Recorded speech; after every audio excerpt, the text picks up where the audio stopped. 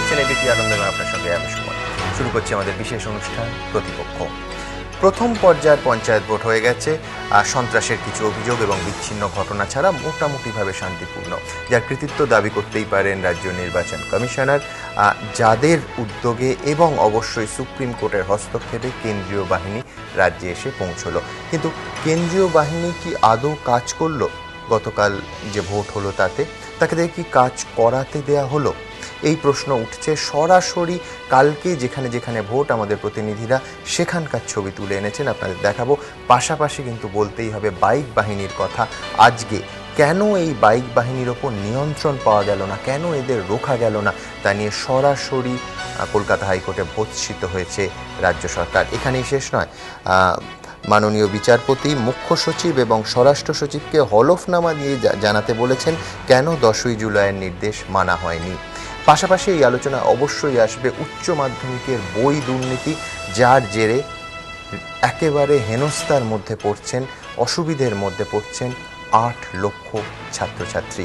এবং এর পাশাপাশি অবশ্যই কামদুনি, 22 জন মানুষ তৈরি হচ্ছেন। আগামীকাল তারা দিল্লি যাত্রা করবেন, মাননীয় রাষ্ট্রপতির সঙ্গে দেখা করবে এবং পাশাপাশি বারাসাত কোর্টে আজকে বিক্ষোভ দেখালেন কামদুনির সাধারণ মানুষরা যে সিআইডিতে ভরসা নেই, সিবিআই তদন্ত করতে হবে। এই নিয়ে আমাদের অনুষ্ঠান, অতিথিদের কাছে আসবো, কিন্তু তার আগে আপনাদের দেখাবো আজকে কলকাতা হাইকোর্টে এই বাইক বাহিনী এবং গত 10ই জুলাইয়ের রায় নিয়ে মাননীয় বিচারপতি ঠিক কী বললেন, কী ভাষায় ভৎসনা করলেন রাজ্য সরকারকে। আবার ফের পঞ্চায়েত মামলায় রাজ্য সরকারের ভূমিকায় ক্ষোভ প্রকাশ করল কলকাতা হাইকোর্ট। মুখ্য সচিব এবং স্বরাষ্ট্র সচিবের কাছে জবাবদিহি চাইলেন ক্ষুব্ধ বিচারপতি সঞ্জীব বন্দ্যোপাধ্যায়।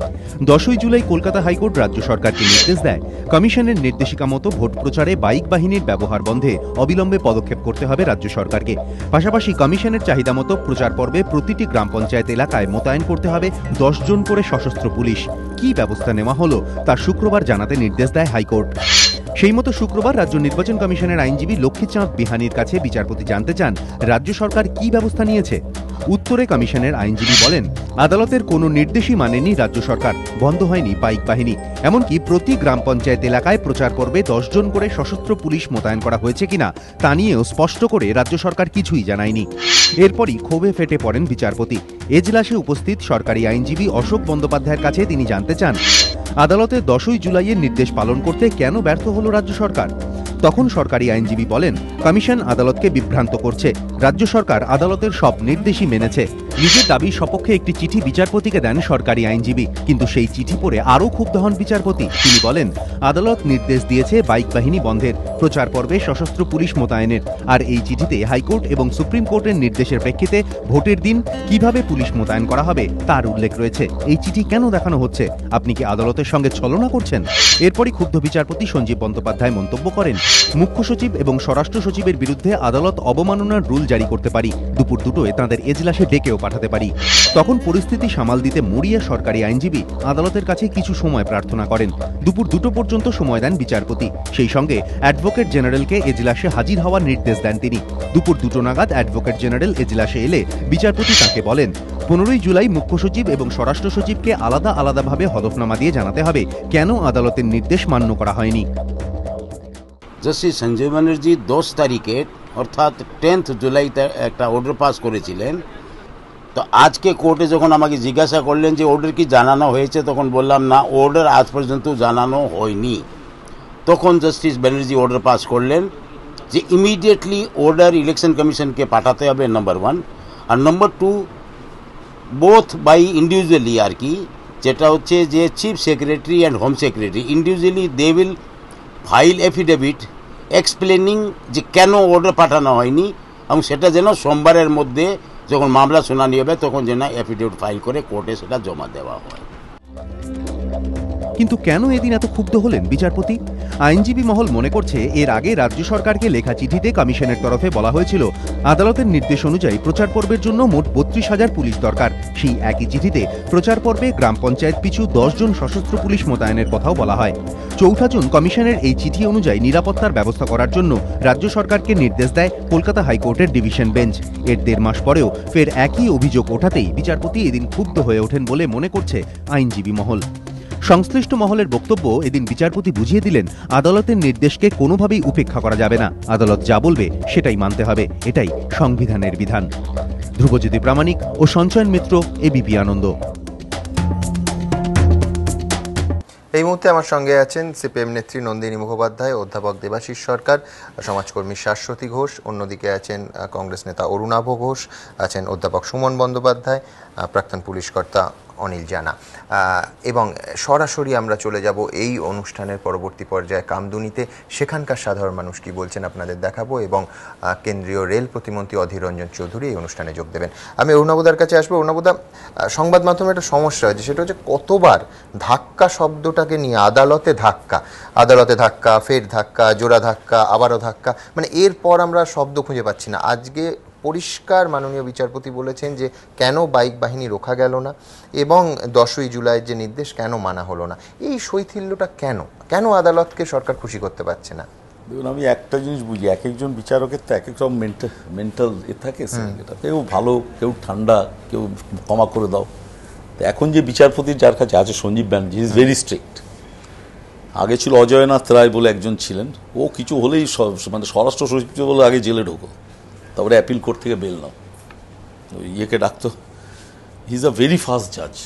মানে ওই অ্যাফিডেভিট সময় দিল, 3 সপ্তাহ বাদে এলো, তার মধ্যে সব শেষ হয়ে গেল, ওতে বিশ্বাস করেন। এর সঙ্গে সঙ্গে প্রচণ্ড ফাস্ট, দেখে সে অর্ডার দিয়ে দেয়। আগের দিন বাইক বাহিনী বোধহয়, আমি এত সেটা ইনভলভ নাই মামলায়, নিশ্চয়ই বলেছিল যে বাইক বাহিনী চলবে না। একদম। তা এখন যখন বাইক বাহিনী চলছে, এবং সুব্রত মুখার্জি এমন একটা বিবৃতি দিলেন যে কোর্টের অর্ডারও আছে, বাইক বাহিনীও থাকবে এবং সব দলের থাকবে, সব দলের দায়িত্বটা সরকারের না। দল যদি করে সে তো দল বুঝবে, কংগ্রেস যদি, সব দলের বন্ধ করার দায়িত্বটা সরকারের। মুর্শিদাবাদে যদি কংগ্রেস বন্ধ করে, অ্যারেস্ট করা উচিত কংগ্রেসের লোকেদের। সিপিএম যদি কোথায় বাইক বাহিনী বার করে, অ্যারেস্ট করা উচিত। That can not give you a justification to the government যে ভাই বাইক সরকারের অর্ডারও আছে, বাইকও চলবে। সুব্রতবাবু বোঝেন। এর আগে সুব্রতবাবু অজিত সেনগুপ্ত সম্বন্ধে বলেছিলেন মোহনবাগান ক্লাবের, যে ওকে আগে টাকা নিয়ে রায় দিত, এখন 2 বোতল মদ দিলেই রায় দেন। তো অজিত সেনগুপ্ত কোনোদিন মদ খাননি। সেটা নিয়ে 5 জাজেস বেঞ্চে মামলা ঝুলছে, অনেক দিন হয়ে গেল। যাই হোক, তখন বিচারকরা একটু ঠান্ডা মাথা ছিলেন, হ্যান ত্যান, কিন্তু কিন্তু সে নয়। এই যে justice Sanjeev Banerjee very strict, যা হবে সঙ্গে সঙ্গে রায় দিয়ে দেন। এখনও স্বরাষ্ট্র সচিবালয়কে ডেকেছে এবং সেইটাই বেস্ট উপায়, কারণ এরা চাকরি করে, এদের অর্ডার, এরা এক্সিকিউটিভস, এদের অর্ডার এরা মানতে, মানে যে করে হোক কোর্টের অর্ডারটা আগে এরা প্রেসিডেন্স দেবে, নয় জানে চাকরিটা চলে যাবে। তাই জন্য এইভাবে হয়েছে। এবং ধাক্কা খাওয়া মানে দেখুন অন্য কিছু না, ধাক্কা মানে সেন্স অফ ডেমোক্রেসি না থাকলে, সেন্স অফ জুডিশিয়াল প্রোপ্রাইটি, মানে কোথায় জুডিশিয়ারিতে কী বলবো না থাকলে এই ধরনের কথা বেরিয়ে আসে। বিশেষ করে আমরা যারা রাজনীতি করি, বেশিরভাগই লোকের পড়াশোনাটা খুব অভাব, পলিটিক্যাল সায়েন্সের অভাব, একটু জুডিশিয়ারির অভাব, তো যা ইচ্ছে তাই বলে যাই। এর আগে লালা বাংলা ছেড়ে পালা বলেছে, ভুল হোক ঠিক হোক, সেটা দরকার ছিল অ্যাপিল কোর্টে যাওয়া। আমিও লালা সাহেবের রায়ের বিরোধী ছিলাম, কিন্তু অ্যাপিল কোর্টে গিয়ে এটা অন্য কথা বলা হয়েছে। এর আগে সিপিএমের আমাদের বিমান বসু বলেছেন, তারপরে ওর নাম কি, ওই বিনয়বাবুও বলেছেন, বিনয় কুমার। তো এইগুলো বলে দেন, তখন ইমোশানে বলে দেন, আমরা ইমোশানে মাথাটা খাটাই না। এখন আদালত কি করবে? আদালত ইন্টারপ্রিটেশন অফ দি স্ট্যাটিউট করবে। হ্যাঁ, আজকে ধরুন এই বানসাল বলে লোকটা চলে গেল, এই যে রেলওয়ে, আলটিমেটলি দেখা যাবে Bansal is not involve. 2G কেলেঙ্কারিতে এক গাদা গালাগাল করলো, 24,000 কোটি টাকা, সেটা 9,000 কোটি টাকাও বিক্রি করতে পারলো না। কিন্তু বাধ্য হয়ে আমরা যারা একটু সেন্সেবল লোক, ভাই কোর্ট বলেছে, কোর্টকে ক্রিটিসাইজ করবো অন মেরিট, কিন্তু আমি কখনো বলবো না বাইক বাহিনীও চলছে, আদালতের রায়ও চলছে। আদালত এতবার আপনি বাইক বাহিনীর কথা বলছেন, আপনাকে দেখাবো, দর্শকদেরও দেখাবো যে সিউড়ি রাস্তায় তৃণমূলের বাইক বাহিনী আবার, এবং এখানেই শেষ নয়, স্বয়ং বিধায়ক স্বপন ঘোষ উপস্থিত, এবং তার সঙ্গে উপস্থিত আপনাদের মনে থাকবে সেই আশিস দে, হাসপাতালে, সিউড়ির হাসপাতালে বন্দুক হাতে যাকে দেখা গেছিল, এবং বারবার নানা মঞ্চ থেকে তৃণমূল কংগ্রেসের তরফে বলা হয় যে আশিস দে তাদের পার্টির সঙ্গে যুক্ত নয়, কিন্তু আজকে স্বয়ং বিধায়ক স্বপন ঘোষ নেতৃত্ব দিচ্ছেন বাইক বাহিনীর, এবং সেই কুখ্যাত হাসপাতালে বন্দুক নিয়ে তাণ্ডব চালানো আশিস দে পাশাপাশি দেখাবো। ভোট প্রচারে বাইক বাহিনী বন্ধে কেন ব্যর্থ রাজ্য সরকার? শুক্রবারই এই প্রশ্ন করেছে ক্ষুব্ধ কলকাতা হাইকোর্ট। আর হাইকোর্টের এই ক্ষোভের মধ্যেই বীরভূমের সিউড়িতে স্থানীয় তৃণমূল বিধায়কের নেতৃত্বে দেখা গেল বাইক বাহিনীর বিশাল মিছিল। ইনি হলেন সিউড়ির তৃণমূল বিধায়ক স্বপন কান্তি ঘোষ। সিউড়ি 1 নম্বর ব্লকে পঞ্চায়েতের প্রচারে বেরিয়েছেন। সামনে 50-60টি বাইকের বিশাল মিছিল, এক গ্রাম থেকে আরেক গ্রাম ঘুরছে বাইক বাহিনী। বাইকে দলীয় পতাকা, মুখে স্লোগান, পেছনে গাড়িতে তৃণমূল বিধায়ক। এক একটি গ্রামে বাইক বাহিনী থামছে, বিধায়ক বক্তব্য পেশ করছেন, তারপর পরের গ্রামের উদ্দেশ্যে রওনা। কিন্তু রাজ্য নির্বাচন কমিশন বাইক মিছিলে নিষেধাজ্ঞা জারি করেছে। আদালতও প্রশাসনকে কড়া হতে বলেছে। তা সত্ত্বেও বাইক মিছিল কেন? এই প্রশ্নের জবাবেও তৃণমূল বিধায়ক টানলেন 34 বছরের বাম রাজত্বের প্রসঙ্গ।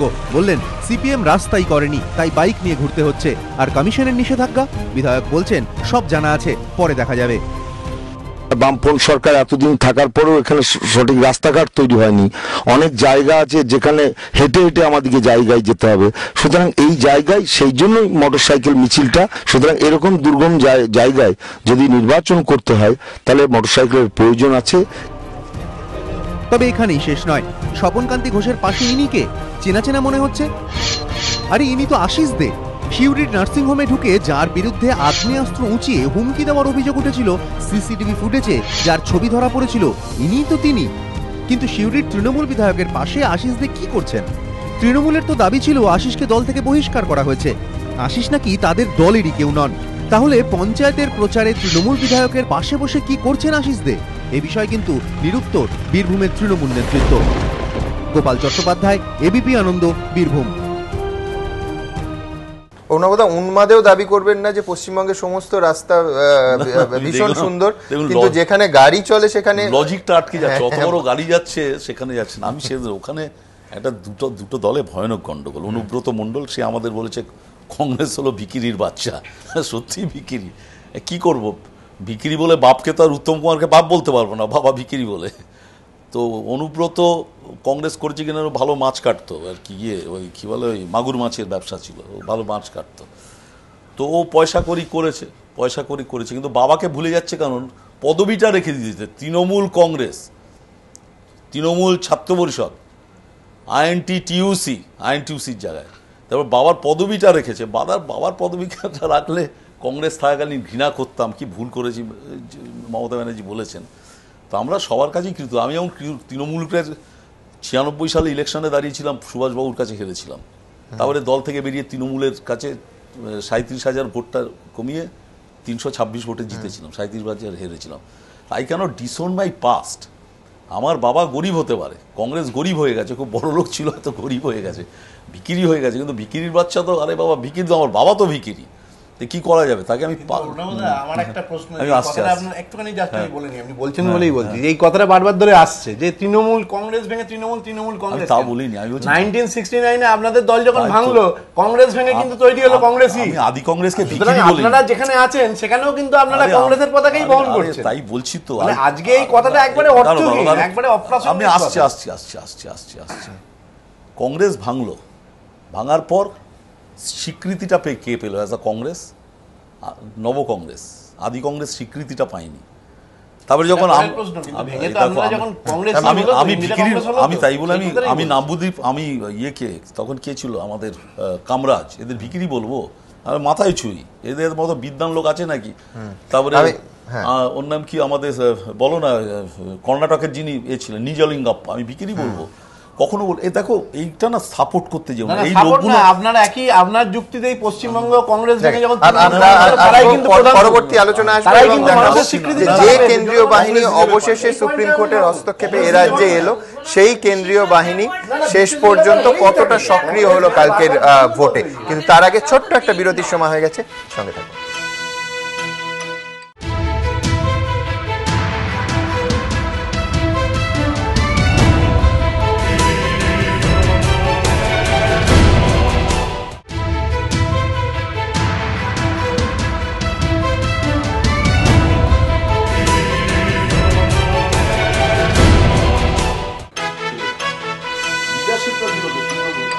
দীর্ঘ টানাপোড়েনের পর অবশেষে রাজ্যে কেন্দ্রীয় বাহিনী এলো, কিন্তু কতটা তাদের ব্যবহার করা হলো আমাদের প্রতিনিধিরা কালকের ভোটে নানা অংশ থেকে তুলে এনেছেন। কেন্দ্রীয় বাহিনী গতকালে প্রথম পর্যায়ে যে ভোট হলো তাতে কতটা সক্রিয় ছিল দেখুন।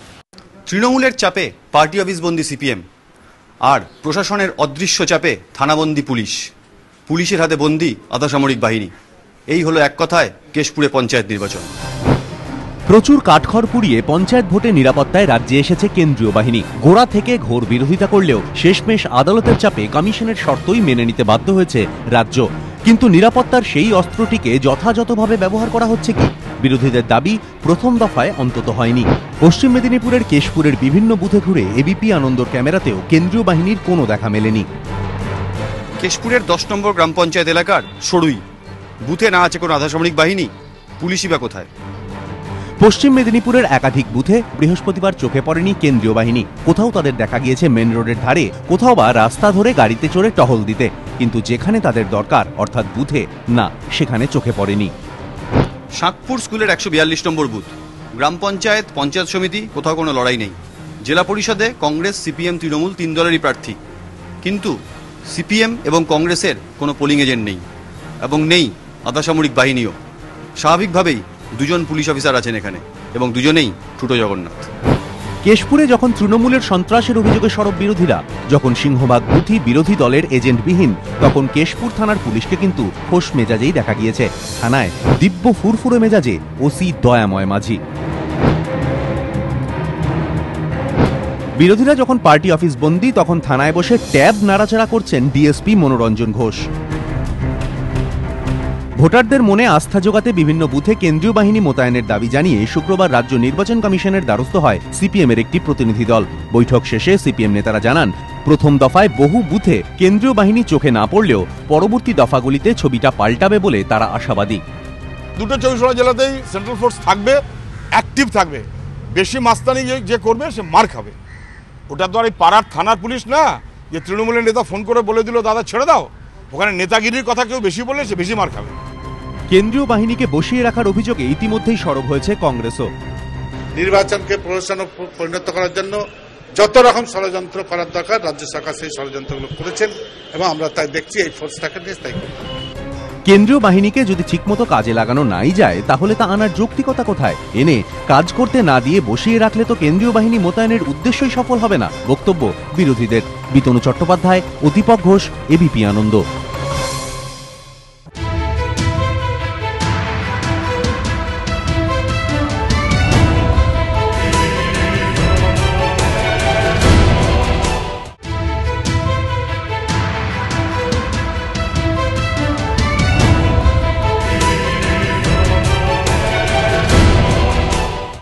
নন্দিনীদি, কেশপুরের ঘটনা একটাই কথা মনে পড়ে, সেটা হচ্ছে ইতিহাসের পুনরাবৃত্তি।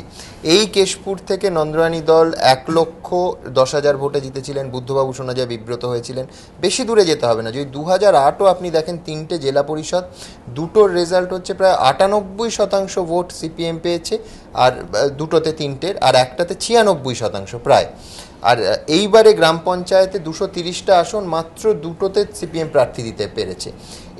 এবং আপনি যদি ওভারঅল এই পঞ্চায়েত ভোটের সঙ্গে 2013-র সঙ্গে 2003টা রাখেন, 2003-এ 11.6%, 6% সিটে বিনা প্রতিদ্বন্দ্বিতায় আপনারা জিতেছিলেন, আর এই বছর 10.6 এরকম, মানে খুব কাছাকাছি। তো এবার অবশ্য তৃণমূল বিনা প্রতিদ্বন্দ্বিতায় জিতছে। তো কি বলবেন, এটা তো ইতিহাসে পুনরাবৃত্তি ছাড়া অন্তত কেশপুর দেখে আর অন্য কোনো শব্দবন্ধ মাথায় আসে না। না, আমি যে জায়গাটা হচ্ছে এরকমভাবে যে ঘটনাগুলো কালকে আমরা দেখেছি, মানে বেসিক্যালি যেটা বললেন যে মানে শ্মশানের শান্তির মতো আর কি, যেটা খুব সুন্দরভাবে আপনাদের যিনি বললেন আর কি, যে কেন্দ্রীয় বাহিনী আসা সত্ত্বেও কেন্দ্রীয় বাহিনীকে বসিয়ে রাখা হয়েছে। এখন কোনো সময় গণতন্ত্রটা ঠিকমতো প্রয়োগ হোক, এটা প্রত্যেক জায়গাতেই আমরা প্রত্যেকেই চাই, মানে যে কোনো মানে একটা রাজনৈতিক জায়গা থেকেও এবং গণতন্ত্র প্রিয় মানুষের জায়গা থেকেও আমরা চাই গণতন্ত্রটা ঠিকমতোভাবে প্রয়োগ হোক।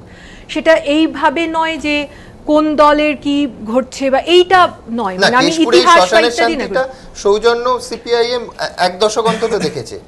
না এইভাবে এইরকম ভাবে বলে তো লাভ নেই যে ইতিহাসে এইটা ঘটেছে বলে এখন এইটা ঘটেছে, ইতিহাসে এইরকম ঘটেছে বলে এখনো তাই ঘটে যাবে, এই জায়গাটা এইটা তো মানে এটা হয়েছে আপনি স্বীকার করেছেন, মানে 2008 আমি কেশপুরে তখনও ছিলাম না, এখনো আমি কেশপুরে নেই, সুতরাং আমার এই স্বীকার অস্বীকারের উপর কিছু আপনাদের পার্টি তো করেছে, আমার পার্টি আপনার পার্টি করেছে, স্বীকার করুন যে পরিষ্কারভাবে বলছি একটা গণতন্ত্রপ্রিয় মানুষ হিসেবে, এবং আমি যেটা বলছি একটা গণতন্ত্রপ্রিয় মানুষ হিসেবে এবং একটা রাজনৈতিক মানুষ হিসেবে আমি মনে করি প্রত্যেকটা মানুষেরই ভোটাধিকার সঠিকভাবে প্রয়োগ করতে পারবে, এবং যদি সেই সময় ঘটে থাকে,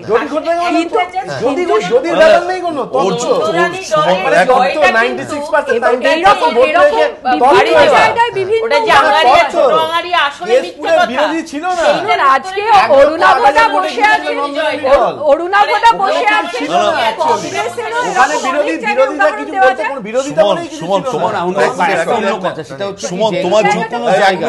নিশ্চিতভাবে কোন জায়গায় এই গণতন্ত্রের অভ্যাস, আমি আরো সহজভাবে বলি, একটা বাক্য সহজে বলি ঘটেছে, সেইটা সেই সমস্ত বিষয়টাই মানুষ তার উপলব্ধির মধ্যে নিয়ে এই রাজ্যে ভোট দিয়েছে। হ্যাঁ, এবার আমরা কি এখন বসে আলোচনা করব যে পরিবর্তনের 2 বছর পর পেছনের দিকে কালো দিক কি কি আছে সেগুলোকে টেনে আরো কত এই দুটো কালো স্বতঃস্ফূর্ত জনরোষ, আপনারা যে জায়গায় মানুষের গণতন্ত্রকে দাবিয়ে রেখেছিলেন সেখানে আপনাদের পায়ের তলায় মাটি নেই, এবং আপনাদের দলের প্রচারে আপনাদের দলের এই জায়গাটা ভাবতে আমার খুব ইন্টারেস্টিং এটা লাগে, স্বতঃস্ফূর্ত জনরোষের তত্ত্ব এসে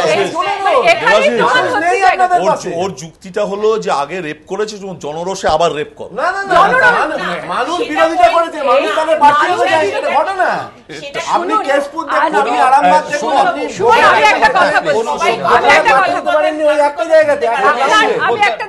একটা কথা বলছি, আমি ওই বাইক বাহিনীর ওই প্রশ্নটার জায়গাতেই বলছি যে আমার আসলে কিছু কথা মনে পড়ছিল, যখন আমরা ছাত্রাবস্থায় ছিলাম, সেই 80-র দশক ইত্যাদি সময় হবে, তখনও ভোটের আগে বা বিভিন্ন সময় মিছিল বেরোতো, সবসময় সবকিছু রাস্তায় হেঁটে মিছিল নয়, সাইকেল মিছিল, মনে আছে, পূর্ণাভনা মনে আছে, সাইকেল মিছিল বেরোতো এবং খুব সুন্দরভাবে সাজিয়ে, এবং সিপিআইএম করেছে, সাইকেল মিছিল খুব সুন্দরভাবে সাজিয়ে পরিক্রমা করত, এবং সেটার কিন্তু একটা ইম্প্যাক্ট ছিল মানুষের মধ্যে, না শুধু তার সেটা, এবং সজ্জিত মিছিল যাকে বলে। এখন ঘটনাচক্রে টেকনোলজি এবং সবকিছু মিলিয়ে যত মডার্নাইজেশন হয়েছে, লোকে সাইকেল বিসর্জন দিয়ে বাইক কিনেছে, বাইকও মিছিল করেছে, প্রশ্নটা সেখানে না, বাইক বাহিনী মিছিল, বাইক বাহিনী মিছিল করছে, প্রশ্নটা সেখানে না, প্রশ্নটা হচ্ছে এই বাইক বাহিনী মিছিল করে আমি সাধারণ মানুষকে সন্ত্রস্ত করছি কিনা, প্রশ্নটা কিন্তু এই জায়গাতে আসছে।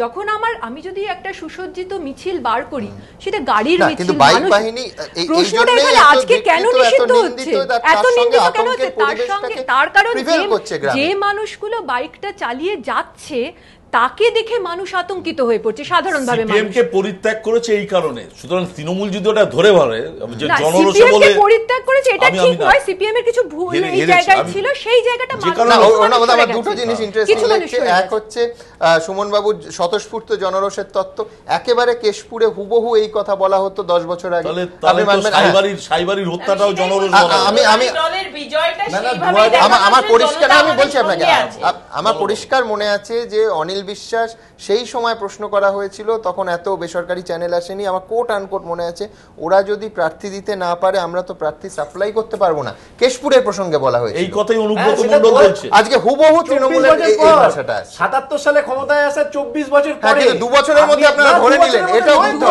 এটা তাহলে নোট করুন, এটা রেকর্ড, আমি একটাই কথা বলছি, মানুষের মনে স্মৃতিটা এখনো টাটকা, এটা ঘটেছিল 2 বছর কথা হলো টাটকা, বলে আজকে যেমন যদি আবার ঘটনাচক্রে 5 বছর বাদে হোক 10 বছর বাদে হোক চাকাটা ঘোরে, আমরা বিশ্বাস করি চাকাটা ঘুরবে, তাহলে কিন্তু এই ঘটনা আবার আপনাদের সঙ্গে হবে, তখন তারা এই ঘটনাটাকে সমর্থন নয়, আমি ঘটনাটাকে সমর্থন করছি না, বাইক বাহিনীর মিছিল যদি হাইকোর্টের নির্দেশে বন্ধ হয়ে থাকে নিশ্চয়ই সেটা বন্ধ হওয়ারই উচিত, আমি সেটাকে সমর্থন করছি না, কিন্তু আপনি যদি বলেন যে আজকে কেশপুরে কেন সিপিএম প্রার্থী দিতে পারেনি, তার পেছনে কিন্তু মানুষের অসন্তোষ ভীষণভাবে কাজ হয়েছে, মানুষ সিপিএম কে দেখেছে দীর্ঘদিন ধরে, পুরোপুরি অসন্তোষ তারা চিহ্নিত সন্ত্রাসের ভালো কথা বলছে, ভোজালি দিয়ে ইলেকশন হয়েছিল এবার। আজকে মানুষ কিন্তু স্বতঃস্ফূর্তভাবে সিপিএম এর প্রার্থী হতে অস্বীকার করেছে। তারা তারা পার্টি অফিসে বন্দী হয়ে যারা প্রার্থী হয়েছেন, আপনি যারা প্রার্থী হয়েছেন তারা পার্টি অফিস বন্দী হয়ে বসে আছেন কেন? যারা প্রার্থী হয়েছে তারা আপনি তো বললেন হয়নি, সত্যি অনেকে হয়নি। তারা প্রচার করেছে, জেলা পরিষদের প্রার্থী আছে প্রচার করেছেন তারা। আমি বলছি একই দিনে যারা মাগে হয়েছে, তারা ভয়, 6 লক্ষ ভোটে জয়, তারা এটা কারণ না। আমি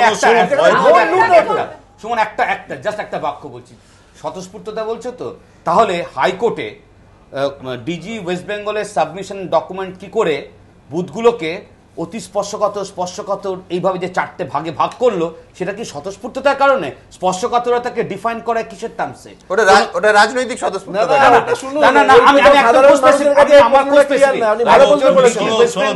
যে রিপোর্ট সাবমিট করছে তাতে রাজ্যের বুথ এবং অঞ্চলগুলোকে এই 4টে ভাগে ভাগ করা হচ্ছে, এটা কি স্বতঃস্ফূর্ততার বিচারে স্পর্শকাতরতা? এটা খুব গুরুত্বপূর্ণ স্পর্শকাতরতা কিসের বিচারে? এইটা মানুষের কাছে 69% উত্তর নেই। 2003 2008 যখন এই ধরনের ভাগ করা হয়নি, আজকে 2013 তে করা হয়েছে, এর পেছনে কি ইন্টেনশন আছে? এর পেছনে সত্যি আইন আছে না কোনো রাজনৈতিক ইন্টেনশন আছে?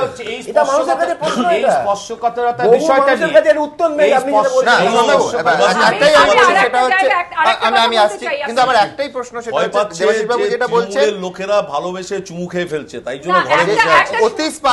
অতি স্পর্শকাতর এবং স্পর্শকাতর যোগ করলে প্রায় 69%। এটা কিন্তু রাজ্য সরকারের ডিজির দেয়া তথ্য, এটা নির্বাচন কমিশনের তথ্য নয়। এক্স্যাক্টলি।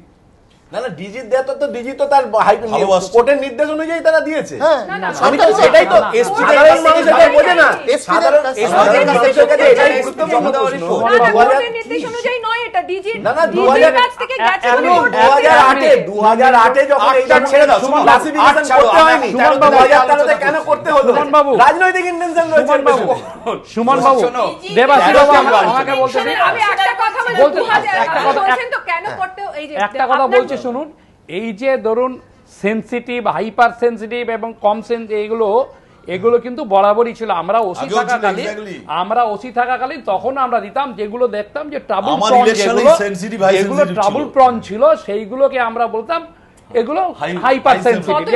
এবারে শতাংশের বিচার, কত শতাংশ থাকতো? শতাংশের বিচারে আমরা করতাম খালি না, উনি বলছেন ওসি রিপোর্টে কমিশনার তৈরি করেন, আবার হ্যাঁ, মানে ধরুন এসপি রিপোর্টে ডিজি তৈরি করেন। যেগুলো ট্রাবল প্রন, যেখানে গন্ডগোল হতে পারে, সেখানে আমরা বরাবরই আমরা এই রিপোর্ট দিই। সেটার মধ্যে কোনো পলিটিক্যাল বায়াস নেই ছিল। আমরা কোথাও ল এন্ড অর্ডার পয়েন্টে কোথায় গন্ডগোল, যেখানে কোন পার্টি স্ট্রং, কোথায় কোন পার্টি না, সেটা থাকতো। মানে কোথায় ধরুন এই পার্টি স্ট্রং আছে, এখানে হয়তো অপোজিশন এই করতে পারে, এই গন্ডগোল হতে পারে, ল এন্ড অর্ডার পয়েন্টে আমরা সেগুলো দিতাম, সেইগুলি আমরা ফোর্স দিতাম। আর সুমন বাবু, দেবাশিস বাবু, আমি একটা কথা বলছি, আমি কোনো রাজনীতি, প্রথমেই আমি বলে দিই, আমি কোনোদিন প্রত্যক্ষভাবে বা পরোক্ষভাবে রাজনীতি করিনি। আমি চাকরিও করেছি সোজা স্টেট ফরওয়ার্ড হিসাবে। আমি কোনোদিন অ্যাজ এ পাবলিক সার্ভেন্ট হিসাবে চাকরি করেছি, কখনো পার্টি সার্ভেন্ট হতে যাইনি, সে যেই থাকুক। আমি দুটো সরকারে, এই সরকার আমার কিছুদিন চাকরি করেছি। আমি একটা জিনিস, আপনারা যেটা বলছেন এ আগে হয়েছে বলেই যে এখন করার রাইটটা তো আসে না।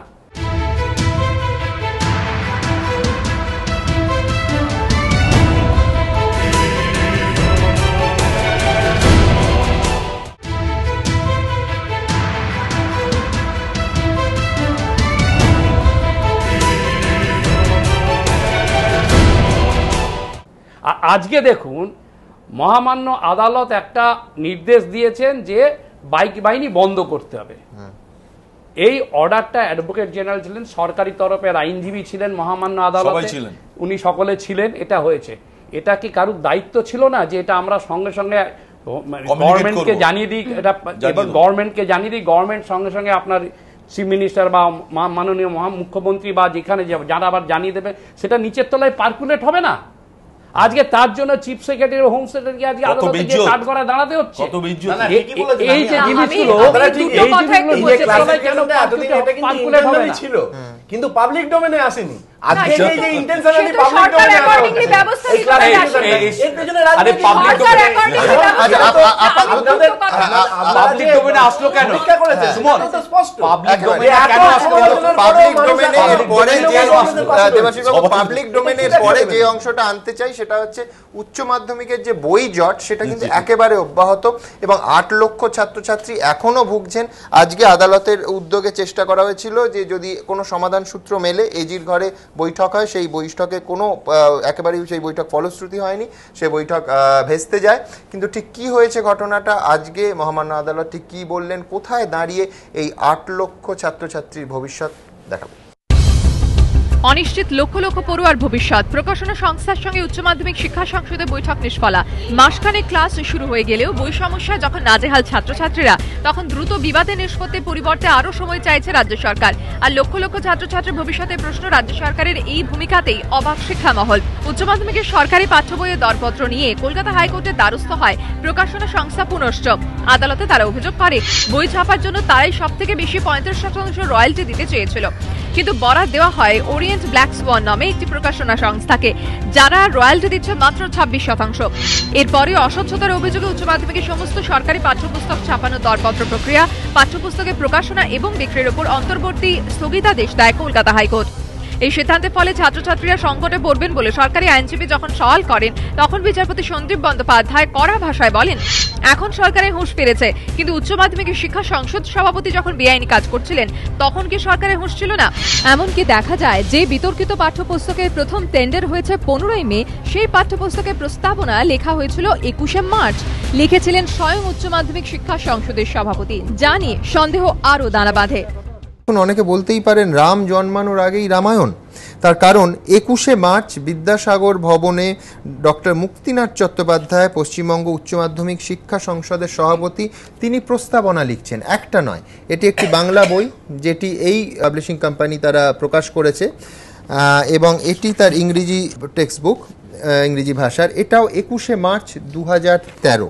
অথচ কি আশ্চর্য, এই যে বরাতটা এর নোটিফিকেশন হয়েছে 29শে এপ্রিল এবং টেন্ডার ডাকা হয়েছে 15ই মে, অর্থাৎ তার আগে প্রস্তাবনা কি করে লিখে ফেললেন এবং তা ছাপা হচ্ছে 21শে মার্চ তারিখে এই অভিযুক্ত যে প্রকাশনা সংস্থা তার বইয়ে। বৃহস্পতিবার এই মামলার শুনানির সময় সরকারি আইনজীবী বলেন, ছাত্রছাত্রীদের স্বার্থের কথা ভেবে বিষয়টি আদালতের বাইরে মিটিয়ে নিতে চায় সংসদ, সেজন্য মামলাকারী প্রকাশনার সঙ্গে তারা আলোচনায় প্রস্তুত। সংসদের প্রস্তাব মেনে নিয়ে বিচারপতি সঞ্জীব বন্দ্যোপাধ্যায় বলেন, বিষয়টির সঙ্গে লক্ষ লক্ষ ছাত্রছাত্রীর ভবিষ্যৎ জড়িত, আপনারা আলোচনা করুন, আমাকে শুক্রবার জানান। এর পাশাপাশি আদালত মন্তব্য করে, আপাত দৃষ্টিতে মনে হচ্ছে দরপত্র অনিয়ম হয়েছে, বিভিন্ন ক্ষেত্রে অনিয়ম করছেন আর আদালতে ছাত্রছাত্রীদের স্বার্থের কথা বলছেন। এরপর শুক্রবার কলকাতা হাইকোর্টে মামলার শুনানির শুরুতেই অ্যাডভোকেট জেনারেল বিমল চট্টোপাধ্যায় বলেন, আলোচনার জন্য আরো কিছু সময় দরকার, কিন্তু দ্রুত সমস্যার সমাধানের নির্দেশ দেয় আদালত। এরপরই আদালতের নির্দেশে হাইকোর্টে অ্যাডভোকেট জেনারেলের ঘরে দফায় দফায় বৈঠকে বসেন মামলার সঙ্গে জড়িত সব পক্ষের আইনজীবীরা, কিন্তু বৈঠকে কোনো সমাধান সূত্র মেলেনি, ভেস্তে যায় বৈঠক। ফলে উচ্চ মাধ্যমিকের বই জট সেই তিমিরেই ছাত্রছাত্রীদের দুশ্চিন্তাও অব্যাহত। পরবর্তী শুনানি 15 তারিখ। সঞ্চয় মিত্র, কৃষ্ণন্ত অধিকারী রিপোর্ট, এবিপি আনন্দ, কলকাতা। দেবাশিস বাবু, আপনার কাছে আসবে। আমার একটা পরিষ্কার প্রশ্ন আছে, ধরে নেওয়া যাক যে একটা আউট অফ কোর্ট সেটেলমেন্ট হয়ে গেল, সব পক্ষ বসে পুষিয়ে দেয়া ইত্যাদি ইত্যাদি, পরের বছর তোমায় দেখা হবে, এই তো মোদ্দা ব্যাপার। যে প্রকাশনা সংস্থা মামলা করেছেন, বাদীপক্ষ বিদাবী পক্ষ সবাই নিজেদের ক্রোধ এবং ক্ষোভ প্রশমিত হয়ে গেল। কিন্তু আমার প্রশ্নটা অন্য জায়গায়। এই যে মাননীয় বিচারপতি কোট আনকোট বলছে যে ম্যালাফাইড অ্যাকশন, আপাত দৃষ্টিতে অনিয়ম হয়েছে, এই যে জনগণের করের ক্ষতি, জনগণের ক্ষতি, যেখানে 26% একজন দিচ্ছেন তাকে ডিলটা দেয়া হচ্ছে, 36% যিনি দিচ্ছেন সরকারকে কমিশনের লভ্যাংশ হিসেব, সেখানে তাকে দেয়া হচ্ছে না। তো সুতরাং এই গোটা জিনিসটার ভেতরে একটা তো পরিষ্কার, খুব গোদা বাংলায় বলে একটা শব্দ আছে, চুরি, দুর্নীতি। সেইটার বিচার কি হবে? আমি ধরে নিলাম যে এই সংকট কেটে গেল এবং সব পক্ষ বসে খুশি মনে বাড়ি চলে গেল, কিন্তু ইস্যুটা তো প্র্যাকটিক্যালি দুর্নীতি। আপনার মনে হয় না যে সেইটায় আরও বেশি করে ফোকাসটা রাখা উচিত সব পক্ষের? এই পার্টিকুলার ইস্যুতে আমার সাবধানে কথা বলা উচিত, কারণ এই জায়গাটাতে আমি আগে কাজ করে এসেছি এবং এই মানে খুবই খারাপ লাগছে, কিন্তু আমি চেষ্টা করব কোনো কঠিন শব্দ ব্যবহার না করে বিষয়টা বলতে।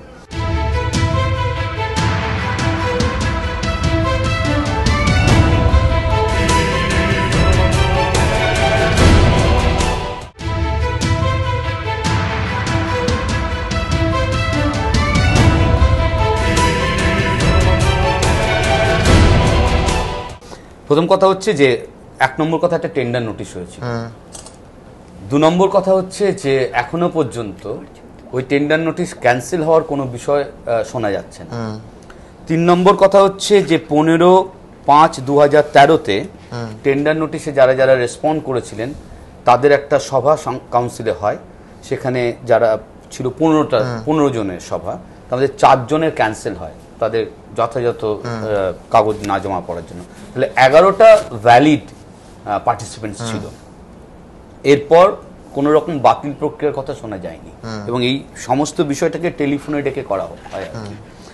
আমরা সবাই যেটা জানি যে সিল টেন্ডার হয়, আমি আগের থেকে তার দাম জানার কথা নয় আর কি।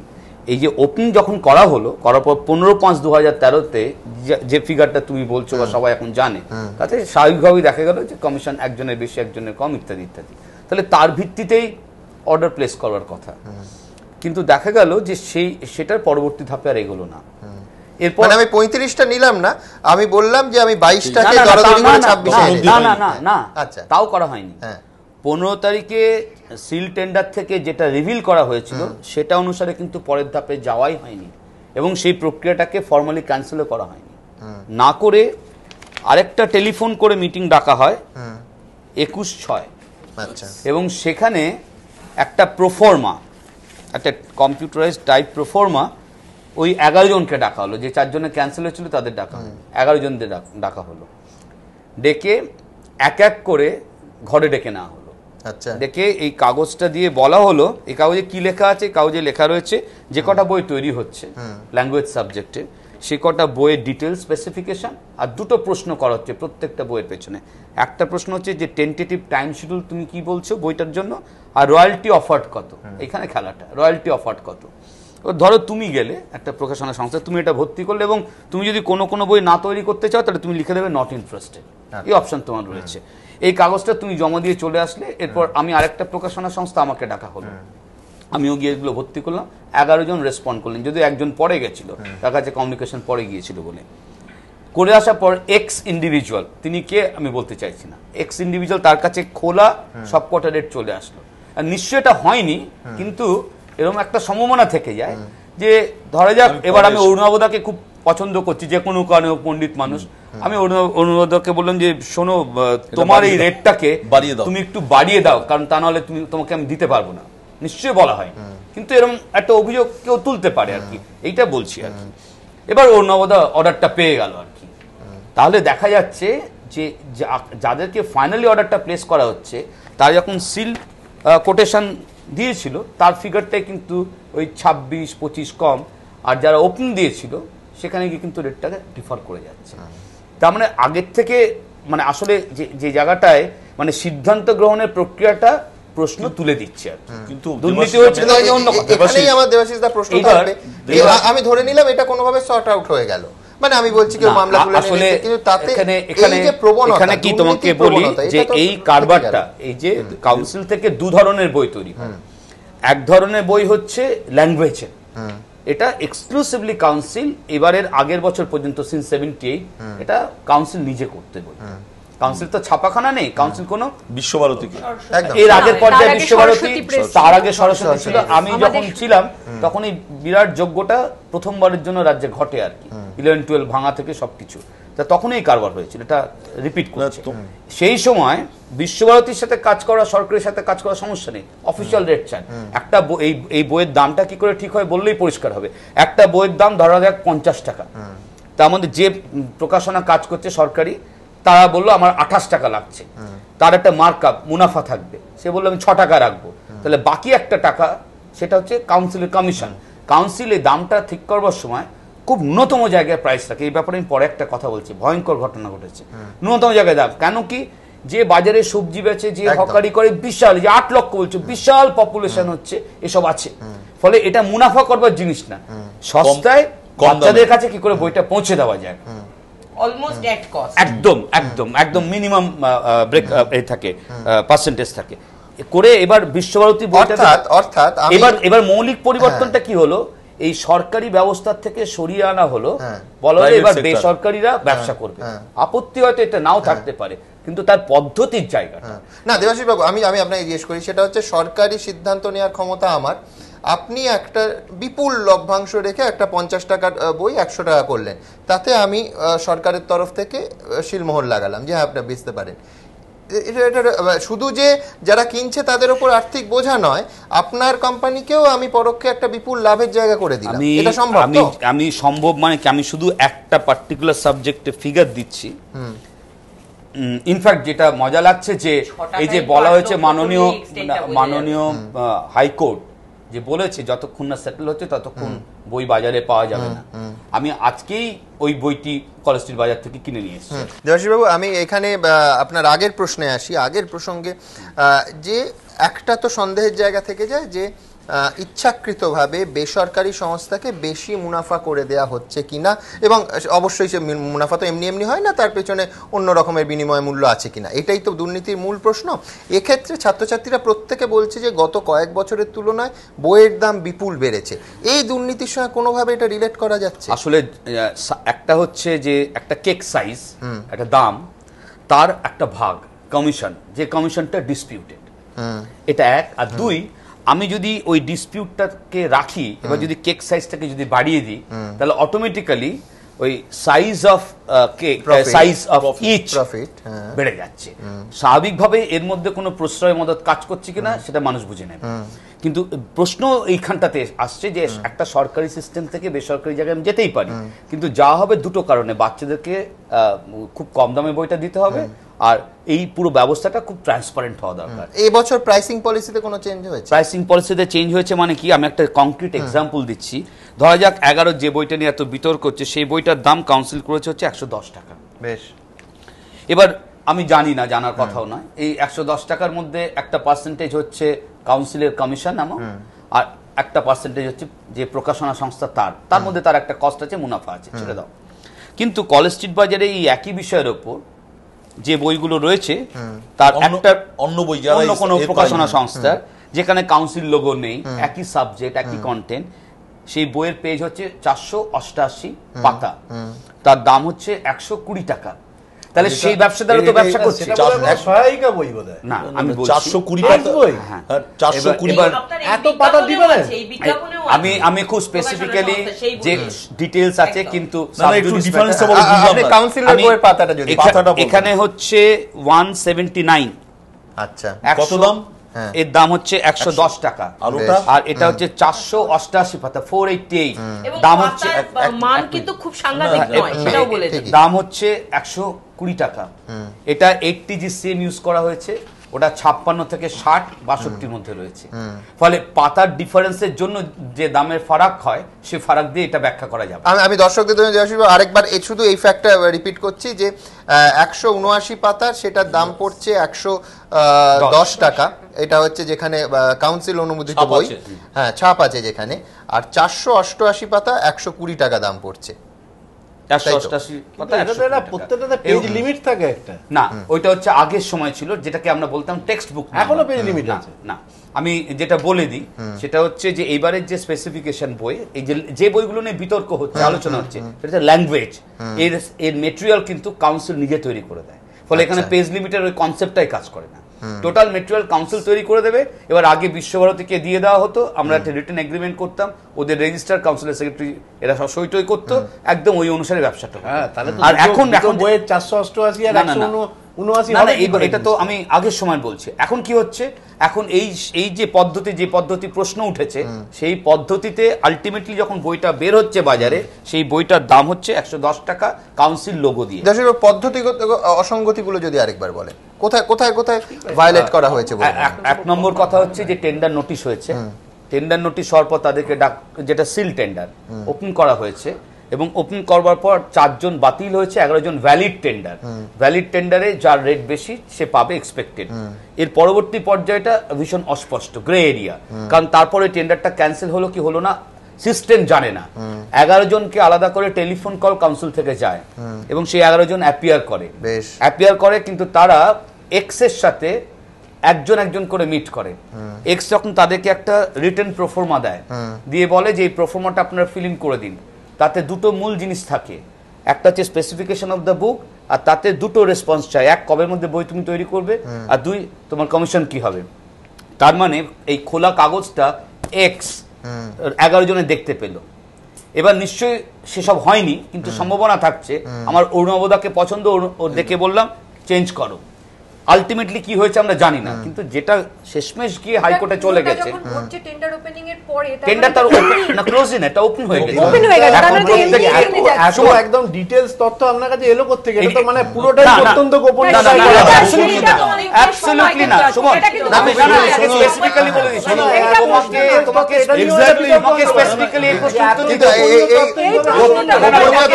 ফোন করে 11 জন গোপনীয় তথ্য আপনি বিব্রত হন তো, তাহলে এটা নিয়ে আলাদা আমি তোমাকে স্পেসিফিক্যালি বলছি, আমি তোমাকে স্পেসিফিক্যালি উচিত যেহেতু একটা আলোচনা হচ্ছে, এই বস্তুটা ততদিন পর্যন্ত ডেফিনেটলি কনফিডেন্সিয়াল যখন এটা ইন হাউস এক্সারসাইজ।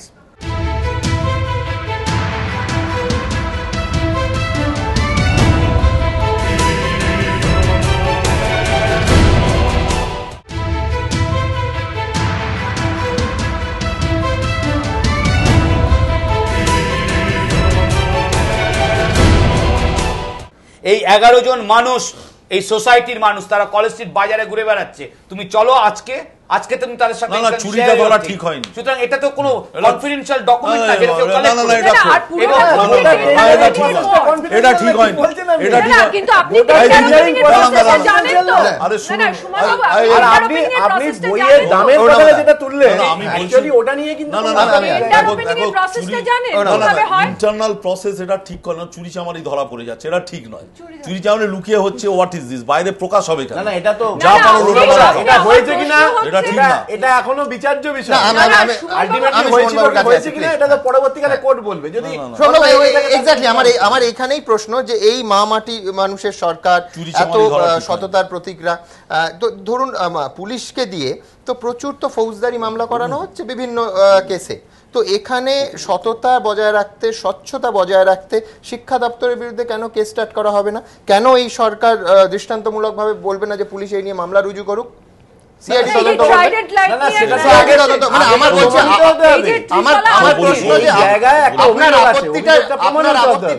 এইটা হবে না বেশি যে দেবাশিস বাবু কি করে জানলেন? আপনার আপত্তি হবে যে চুরিটা জানলে অবশ্যই চোর ধরবে। আমার কথা হচ্ছে খুব স্পেসিফিক, মানে তাহলে তো যদি চুরি হয়ে থাকে সেটা প্রমাণ হওয়া দরকার প্রথমত। দ্বিতীয়ত হচ্ছে এই সংস্থাটা একটা স্বশাসিত সংস্থা, হ্যাঁ, তারা তাদের পুলিশ এবার যে দামের কথাটা তুললেন, দামের কথাটা তুললেন, তার সঙ্গে সেটা কিন্তু কোনো বিতর্কের জায়গা নয়।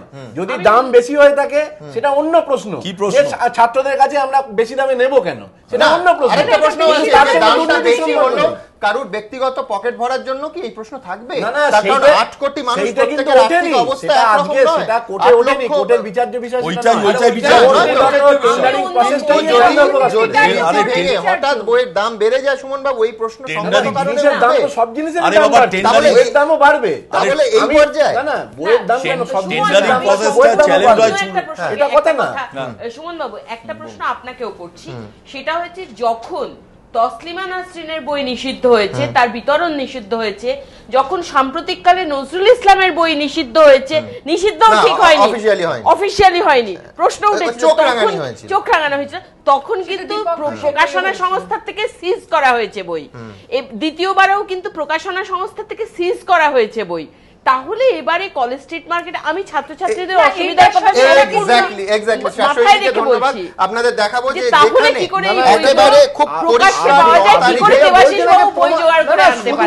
মাননীয় বিচারপতি 9 তারিখের অর্ডারে বলছেন যে প্রকাশনা এবং বিক্রি দুটোই অন্তর্বর্তী স্থগিতাদেশ দিয়েছেন এবং তার 72 ঘন্টা কেটে গেছে। আজকে 12 তারিখে আমরা দাঁড়িয়ে, কিন্তু কলেজ স্ট্রিট মার্কেটে কি সত্যি বই পাওয়া যাচ্ছে, নাকি তৎপরতার সঙ্গে পুলিশ বাহিনী, প্রশাসন এবং সরকার সত্যি বিচারপতি যে নির্দেশ দিয়েছেন তা পালন করতে যথেষ্ট দায়িত্ব পালন করেছেন? হতেও পারে। এটা কি ছবি বলছে দেখাবো আপনাদের। একাদশ শ্রেণীর বাংলা এবং ইংরেজি এই বই দুটিকে নিয়ে আদালতের নির্দেশ আসার পরেও এখনও পর্যন্ত কলেজ স্ট্রিটের প্রায় সব দোকানে এই বই পাওয়া যাচ্ছে। এখনও পর্যন্ত পুলিশের তরফে কোনো রকম নজরদারির খবর পাওয়া যাচ্ছে না। অস্বচ্ছতার অভিযোগে উচ্চ মাধ্যমিকের সমস্ত সরকারি পাঠ্যপুস্তক ছাপানোর দরপত্র প্রক্রিয়া, পাঠ্যপুস্তকের প্রকাশনা এবং বিক্রির ওপর অন্তর্বর্তী স্থগিতাদেশ দিয়েছে কলকাতা হাইকোর্ট। কিন্তু বইপাড়ায় সেই নির্দেশের কোনো প্রভাব পড়েনি। গোপনে নয়, প্রকাশ্যেই বিকোচ্ছে উচ্চ মাধ্যমিকের বাংলা ও ইংরেজি বই। সেই ছবি ধরা পড়েছে এবিপি আনন্দর ক্যামেরায়। এই বইগুলো তো কি ব্যান হয়ে গেছে তো? না, লাখ লাখ বই বিক্রি হয়ে গেল, ব্যান হয়ে গেল। কত বিক্রি হয়েছে? লাখ লাখে বই বিক্রি হয়ে গেল। পুলিশ এসেছিল কি বই নেওয়ার জন্য বা বই বিক্রি? না, সেরকম কোনো ইনকোয়ারিতে আসেনি, কোনো আমাদের কিছু সেরকম পাইনি। বই বিক্রেতারা জানাচ্ছেন মাধ্যমিক পরীক্ষা দেওয়ার পরই ছাত্রছাত্রীরা উচ্চ মাধ্যমিকের বই কিনে নেন, কিন্তু এবছর থেকে নতুন সিলেবাস চালু হওয়ায় প্রায় 4 মাস পিছিয়ে গিয়েছে পড়ুয়ারা। তার উপর বাজারে বই এসেছে 3 দুয়েক আগে, তাই বিক্রি হচ্ছে তবে একটু কম। শুক্রবারই অন্তর্বর্তী নির্দেশ মানা হচ্ছে কিনা তা রাজ্য সরকারকে নিশ্চিত করতে বলেছে আদালত, কিন্তু বই বিক্রেতারা জানাচ্ছেন উচ্চ মাধ্যমিকের বই বিক্রি বন্ধ করতে তাদের কাছে পুলিশ বা প্রশাসনের তরফে কোনো নির্দেশই আসেনি। এদিনও কলেজ স্ট্রিট বই বাজারে চোখে পড়েনি কোনো পুলিশি তৎপরতা, ফলে প্রশ্ন উঠছে সরকারের ভূমিকা নিয়েই। সঞ্চয়ন মিত্র, এবিপি আনন্দ, কলকাতা। ছোট্ট একটা বিরতির সময় হয়ে গেছে, বিরতির পর এই আলোচনায় আসবো এবং সরাসরি চলে যাব কামদুনিতেও, যেখানে 22 জন মানুষ তৈরি হচ্ছেন রাষ্ট্রপতির সামনে তাদের কথা জানানোর জন্য। আগামীকাল তারা দিল্লির উদ্দেশ্যে তাদের যাত্রা শুরু করবেন। ছোট্ট বিরতি, তারপর খবরে ফিরছি।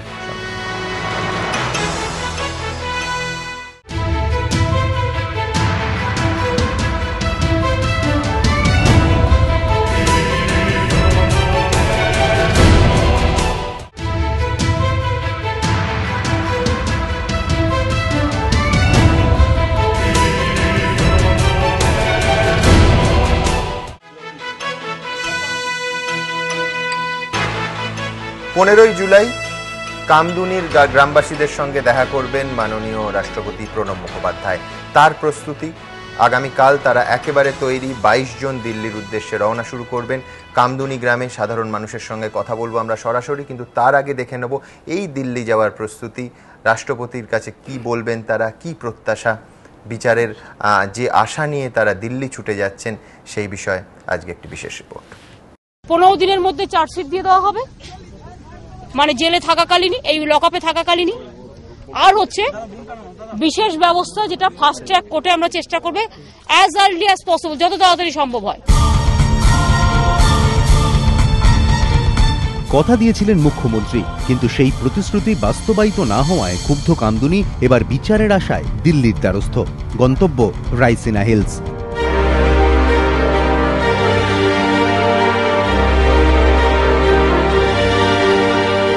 উদ্দেশ্য রাষ্ট্রপতি প্রণব মুখোপাধ্যায়ের সঙ্গে দেখা করে গ্রামের মেয়ের মর্মান্তিক পরিণতির জন্য সুবিচার চাওয়া। সেদিনের সেই নিস্তব্ধ দুপুর বদলে দিয়েছে কামদুনিকে। নৃশংস নারকীয় অত্যাচারে শেষ হয়ে গিয়েছে একটা জীবন, বহু স্বপ্ন। তারপর বিক্ষোভ, অবরোধ, আন্দোলন, উত্তাল গোটা রাজ্য। কিন্তু ঘটনার 1 মাস কেটে গেলেও এখনো মামলার চার্জ গঠনই হয়নি। এই প্রেক্ষাপটে শুক্রবারই দিল্লি রওনা দিচ্ছে মৃতের পরিবার ও কামদুনির বাসিন্দারা। সোমবার কামদুনির 30 জনের সঙ্গে দেখা করবেন রাষ্ট্রপতি প্রণব মুখোপাধ্যায়। রাষ্ট্রপতির কাছেও সিবিআই তদন্তের দাবি জানাবেন তারা। প্রথমত যে মানে জঘন্য কাজে যারা জড়িত তাদের আমরা দৃষ্টান্তমূলক সাজা চাই, এটা আমাদের প্রথম দাবি। দ্বিতীয়ত আমাদের যাতায়াত ব্যবস্থা তো খুবই খারাপ। আজ মেয়েটি যদি হেঁটে না এসে গাড়িতে আসতো তাহলে তার উপরে জঘন্য অত্যাচার হতো না। তাই আমরা যাতায়াতের ব্যবস্থার জন্য ওনার কাছে আমরা এই দাবিটা করব। প্লাস আমাদের এখানে একটা কলেজের মানে হয়েছে, কলেজের কথাটাও বলবো। আর হচ্ছে স্কুল উচ্চ মাধ্যমিক করার জন্য এই দাবিটাও আমরা জানাবো। ফাঁসি এটা বলবো, আর সিবিআই ওইটা মানে আবেদন করব, আর ফাঁসিটাও আবেদন করব। আর গ্রামে যেসব কাজ মানে দিদি কাছে যেগুলো জমা দিয়েছিলাম ওই তো কিছুই হয়নি, সেই দাবিগুলো আবার রাষ্ট্রপতির কাছে দেখি দাবিগুলো রাখবো, যে রাষ্ট্রপতি দেখি কি করে। রেল প্রতিমন্ত্রী অধীর চৌধুরী যখন কামদুনি গিয়েছিলেন তখন তার কাছে রাষ্ট্রপতির সঙ্গে দেখা করার ইচ্ছে প্রকাশ করেছিল মৃতের পরিবার। সেই অধীর চৌধুরীর উদ্যোগেই 15 জুলাই সাক্ষাতে সম্মতি দেন রাষ্ট্রপতি। ঘরের মেয়ে আর ঘরে ফিরবে না, তবে শেষ দেখতে চায় কামদুনি, চায় দোষীদের চরম শাস্তি, যাতে আরও একটা স্বপ্ন এভাবেই স্বপ্ন হয়ে না থেকে যায়। প্রকাশ সিংহ, এবিপি আনন্দ।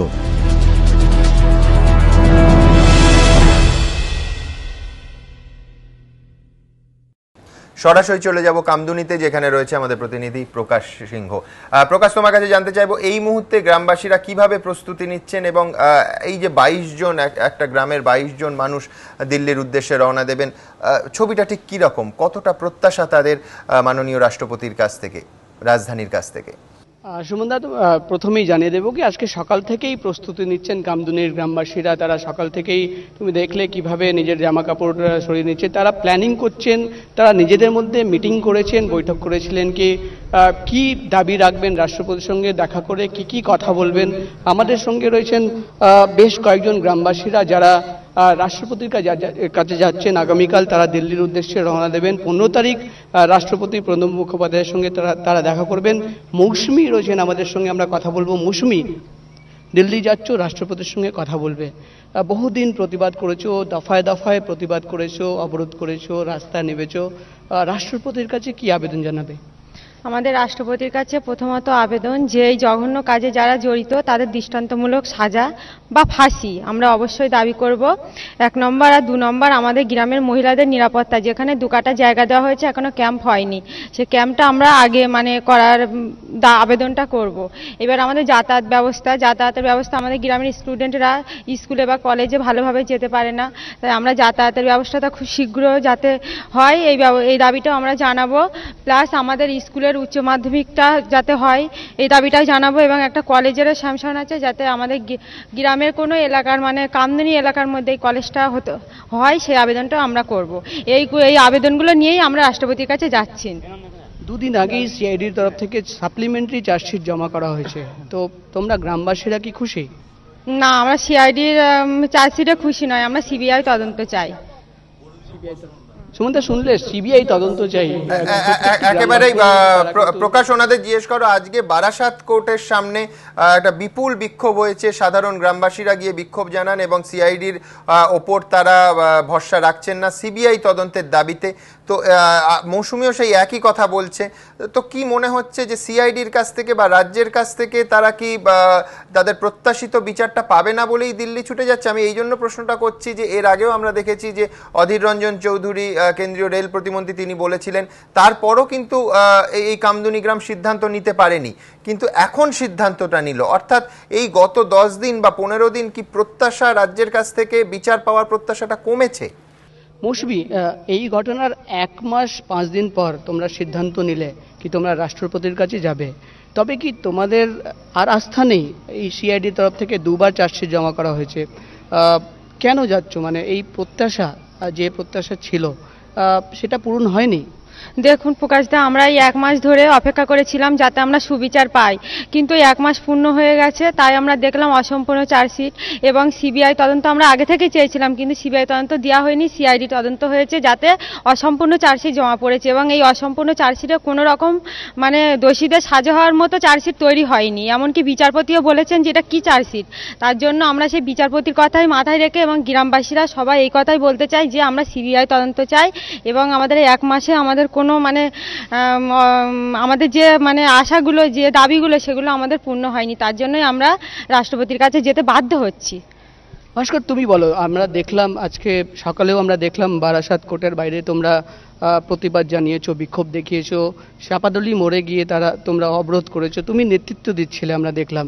তো এই যে প্রতিবাদ, এই যে অবরোধ, সিআইডির তরফ থেকে 2টো চার্জশিট জমা দেওয়া হয়েছে, প্রথম চার্জশিট, তারপর সাপ্লিমেন্টারি চার্জশিট। তো তোমাদের কি এই যে সিআইডির কাছ থেকে যে প্রত্যাশা ছিল সেটা কি পূরণ হয়নি? কেন রাষ্ট্রপতির কাছে? দেখুন, রাষ্ট্রপতির কাছে যাব আমরা প্রথমত আমাদের কয়েকটি কারণ আছে। যেমন যে আমাদের দেশের মাননীয় মুখ্যমন্ত্রী তিনি যে আশ্বাস দিয়ে গেছিলেন এবং তিনি যে বলেছিলেন আমাদের এখানে নিরাপত্তার যে ক্যাম্প তৈরি করা হবে, তো ক্যাম্পের জন্য জমিও আমাদেরকে গ্রামের মানুষদেরকে দেখে দিতে বলেছেন। তানারাও 2 কাঠা জমি আমরা দেখে দিয়েছি। সে ক্যাম্পের কোনো পরিস্থিতি এখনও কিছু দেখতে পাচ্ছি না। আর সেকেন্ড হচ্ছে আমাদের গ্রামের যে যাতায়াত ব্যবস্থা আছে, তাতেও যাতায়াত ব্যবস্থা খুবই আমাদেরকে 4-5 কিলোমিটার হেঁটে যেতে হয়, স্কুল কলেজ অনেক দূরে। যেহেতু আমাদের দাবি ওনার কাছে জানাবো যে আমাদের গ্রামের মধ্যে, না হলে গ্রামের বাইরে যে জায়গায় ঘটনাটি ঘটেছে ওইখানে একটা কলেজ হলে শুধু আমাদের কামদুনি গ্রাম না, আমাদের পার্শ্ববর্তী আরও যে গ্রাম আছে তাতেও অনেক স্কুল কলেজ স্টুডেন্টরা আছে, তাদেরকে আরও 10 কিলোমিটার 20 কিলোমিটার বিধাননগর ইউনিভার্সিটি বা যাদবপুর ইউনিভার্সিটিতে পড়তে যেতে হয়। অত দূরে যাতে না যেতে হয়, তারা যেন কাছাকাছি পড়ার ব্যবস্থা পায়, তারা যেন নিজেদের নিরাপত্তা নিজেরাই ভালোভাবে নিতে পারে, এই জন্যই আমরা রাষ্ট্রপতির কাছে যাচ্ছি। প্রকাশ, ওনাদের জিজ্ঞেস করো যে এর আগে প্রশ্ন করার চেষ্টা করেছেন বলে সিপিএম এবং মাওবাদী তকমা জুটেছে, তো এইবার দিল্লি যাচ্ছেন, এবার তো রাজনীতিবিদ তকমা জুটবে, সেটা নিয়ে ওনারা কি ভাবছেন?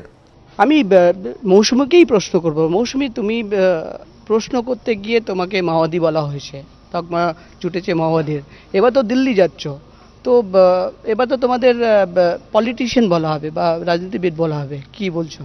দেখুন, আমরা যেহেতু রেলমন্ত্রীর সাথে যাচ্ছি, রেলমন্ত্রী কি বলে নামটা, অধীর চৌধুরী, উনি তো কংগ্রেসেরই নেতা, তাই এখানে প্রশ্ন উঠছে যে আমরা রাজনীতিকের রং লাগাতে চাই না, তবু একটা রাজনৈতিক নেতার হাত ধরে আমরা দিল্লি যাচ্ছি, কিন্তু এটা সম্পূর্ণ ভুল।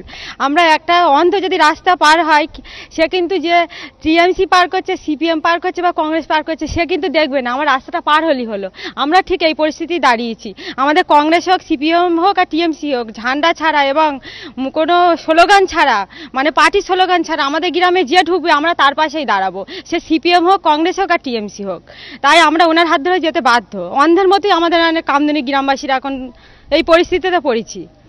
ওনার ছাড়া কি আর কেউ বলেছিল? হ্যাঁ, অনেকেই বলেছে, কিন্তু মানে মানবিকা কমিশন থেকে ওরা জানি না, ওনারা মানে সারা রাজ্যের মানবিকা কমিশন বা কি কোনো একটা সংস্থা থেকে ওনারা বলেছিলেন যে আমরা 5-6 জন নিয়ে যেতে পারবো, কিন্তু আমরা দিল্লি 5-6 জন তো যাবো না, আমাদের গ্রামবাসীরা সবাই যাব।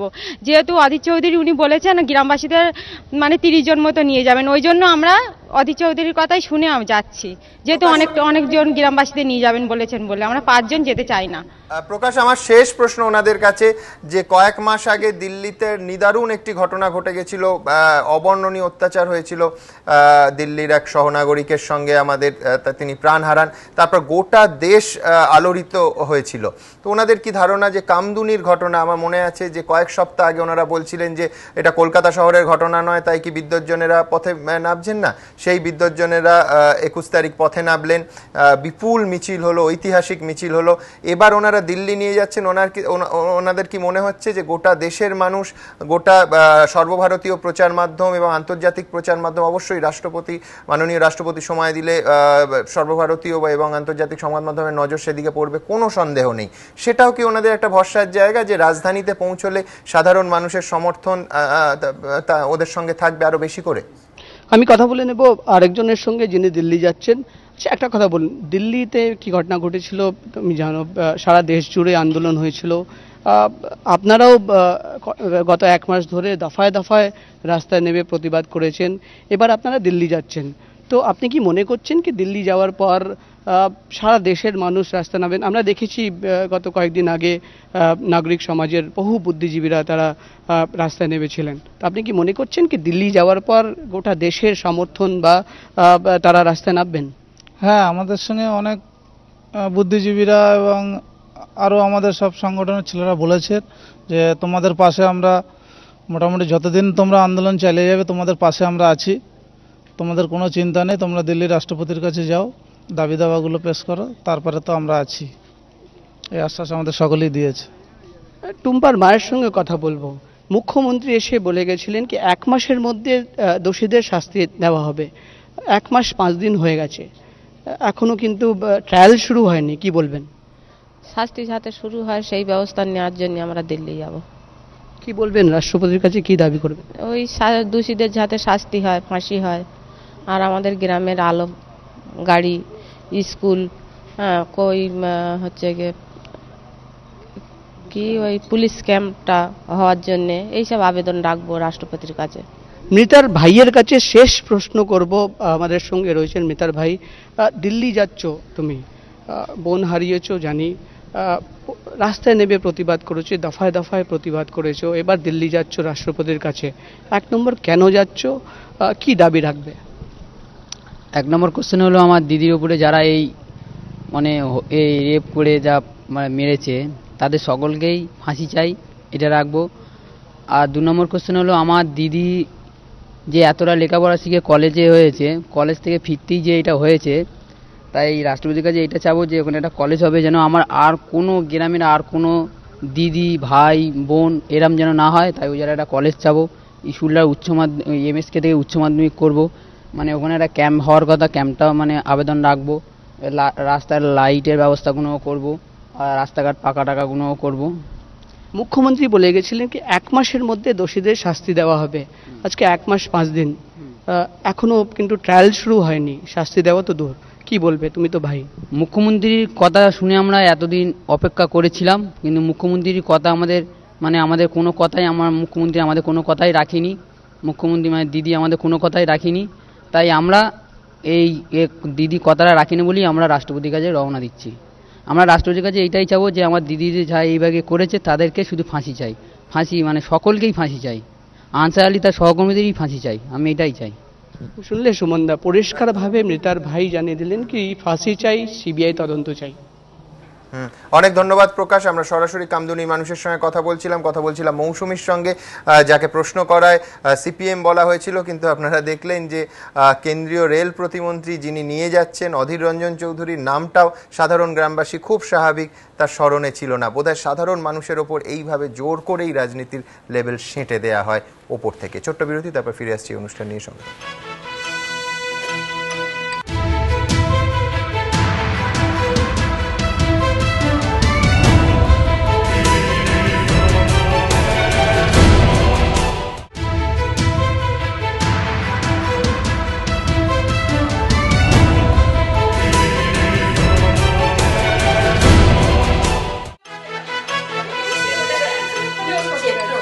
শাশ্বতী, আপনার কাছে আসবো। সেটা হচ্ছে কামদুনির ঘটনা, রাষ্ট্রপতির কাছে যাচ্ছেন অধীর চৌধুরীর সাহায্যে, প্রত্যাশিত ছিল এবং সেই অভিযোগ উঠতে শুরু করছে যে পুরোটা নিয়ে রাজনীতি হচ্ছে, রাজনৈতিক উদ্দেশ্যে প্রচার, রাজ্য সরকারকে হেয় করার জন্য এই গোটা রাজধানী অভিযান। দেখুন, প্রথম কথা হচ্ছে যে অধীর চৌধুরী কিন্তু ওনাদের প্যাসেজটা প্রোভাইড করছেন এবং ওখানে বোধহয় স্থানিক যে আতিথেয়তাটা প্রোভাইড করছেন, সেটা তো অন্য যে কেউই প্রোভাইড করতে পারতেন। ওনারা উদাহরণ দিলেন যে 5 জন পর্যন্ত নিয়ে যেতে চেয়েছিলেন, কারণ মনে রাখতে হবে যখন ওনারা মুখ্যমন্ত্রীর সঙ্গেও দেখা করতে এসেছিলেন তখনও কিন্তু ওনারা প্রায় ওই রকম 60-70 জন এসেছিলেন। আমি আপনাকে ছোট্ট একটা ব্যক্তিগত উদাহরণ দিই যে যতবার ওনারা স্টুডিওতে এসেছেন কিন্তু প্রায় গোটা গ্রামের লোক এসেছে, নানা এই অফিসের নানা ঘরে তারা ছিলেন, একসঙ্গে এসেছেন এবং সেটা অন্য যে কেউ বোধহয় যদি যুক্তিসঙ্গতভাবে ওনাদের এটা সহায়তাটা ওনাদের প্রস্তাব দিতেন, ওনারা নিতে প্রস্তুত ছিলেন বলে গ্রাম হিসাবে যখন দেওয়া হতো, সেটা আমার বিশ্বাস। আর দ্বিতীয়ত হচ্ছে যে দেখুন, প্রতিবাদ করলেই যদি মাওবাদী হয়ে যায় বা সিপিএম হয়ে যায়, মানে ওনাদের কথা শিখিয়ে দেওয়া হচ্ছে বলে যদি মনে করা হয়, আমরা দেখেছি প্রথম দিন মনে আছে যে ওরা হাউ হাউ করে কাঁদতেন, মৌসুমীকে কাঁদতে দেখেছি আমরা সবাই, যে যখন আপনাদের একটা অনুষ্ঠানে বললাম যে আজকে একটু হাসতে দেখে আমাদের ভালো লাগছে, ফলে সেখান থেকে আমি বলছি যে এই যে ভেঙে পড়ার জায়গা থেকে আজকে কোথাও যেটা বলছি মুখ ফুটেছে যদি আমরা বলি, সেই জায়গাটা তো অবশ্যই কাম্য এবং এটাকে রাজনৈতিক দল তো অবশ্যই সেটাকে ব্যবহার করতে চাইবে, সেটা নিয়ে তো মানে বাস্তব সেটাই না। আজকে ধরুন যেরকম অধীর চৌধুরী নিয়ে যাচ্ছে, আমার স্মরণে আছে শাশ্বতী যে যখন ব্রাত্য বসু, সমীর রাইচরা গেছিলেন তখন অভিরূপ সরকার প্রধানমন্ত্রী এবং পি চিদাম্বরম তাদের প্রথমে রাষ্ট্রপতির সঙ্গে তারা দেখা করেছিলেন, অভিরূপ সরকার, সমীর রাইচ, ব্রাত্য বসু, আজকের মন্ত্রী। তখন কিন্তু এই কাজটি আজকে অধীর চৌধুরী রেল প্রতিমন্ত্রী যা করছেন, তৎকালীন রেলমন্ত্রী করেছিলেন মমতা বন্দ্যোপাধ্যায়। তো আমি বলছি সেটা যদি রাজনীতি হয় তাহলে এটা রাজনীতি, সেটা রাজনীতি না হলে এটা রাজনীতি নয়। নেতার পরে স্পেসিফিক্যালি নেতার মানে তখন ওই ঘটনাগুলো ঘটে গেছে আর ওনারা কেউ ট্রেনে যান না। আপনার মনে হয় যে সিংহনন্দীগ্রাম নেতার থেকে ঘটনার বিভৎসতা কামদুনি একটু ছোট? আমার আশঙ্কা এই কারণে আমি ওদের প্রতি সহানুভূতিশীল।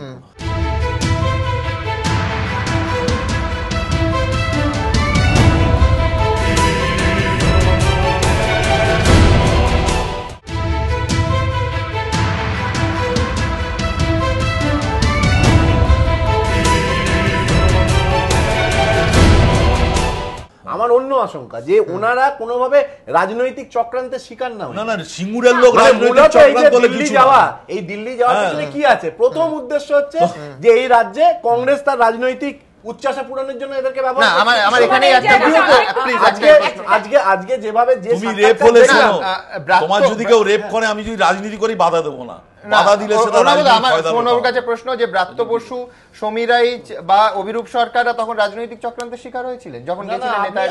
আমি তো বললাম, ওই জন্যই তো বললাম ওনারা গেছেন পরে। আপনি তো এই আশঙ্কা, আমি বলছিলাম অলরেডি 7 নম্বর বামফ্রন্ট সরকার চলছে, 7x5 চলছে অনেক দিন ধরে। তখন ঘটনা ঘটে গেছে সিঙ্গুর, তখন ঘটনা ঘটে গেছে নন্দীগ্রাম, তখন ঘটনা ঘটে গেছে নেতাই।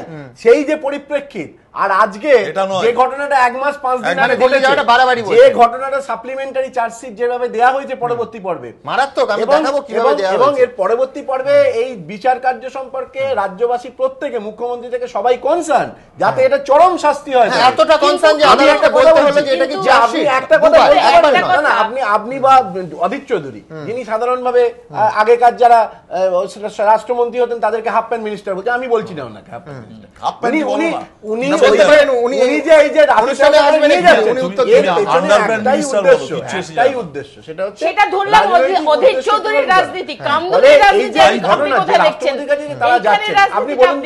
সত্যি কি সমস্যার সমাধান হবে? শাশুড়ি বলছেন যে রাষ্ট্রপতির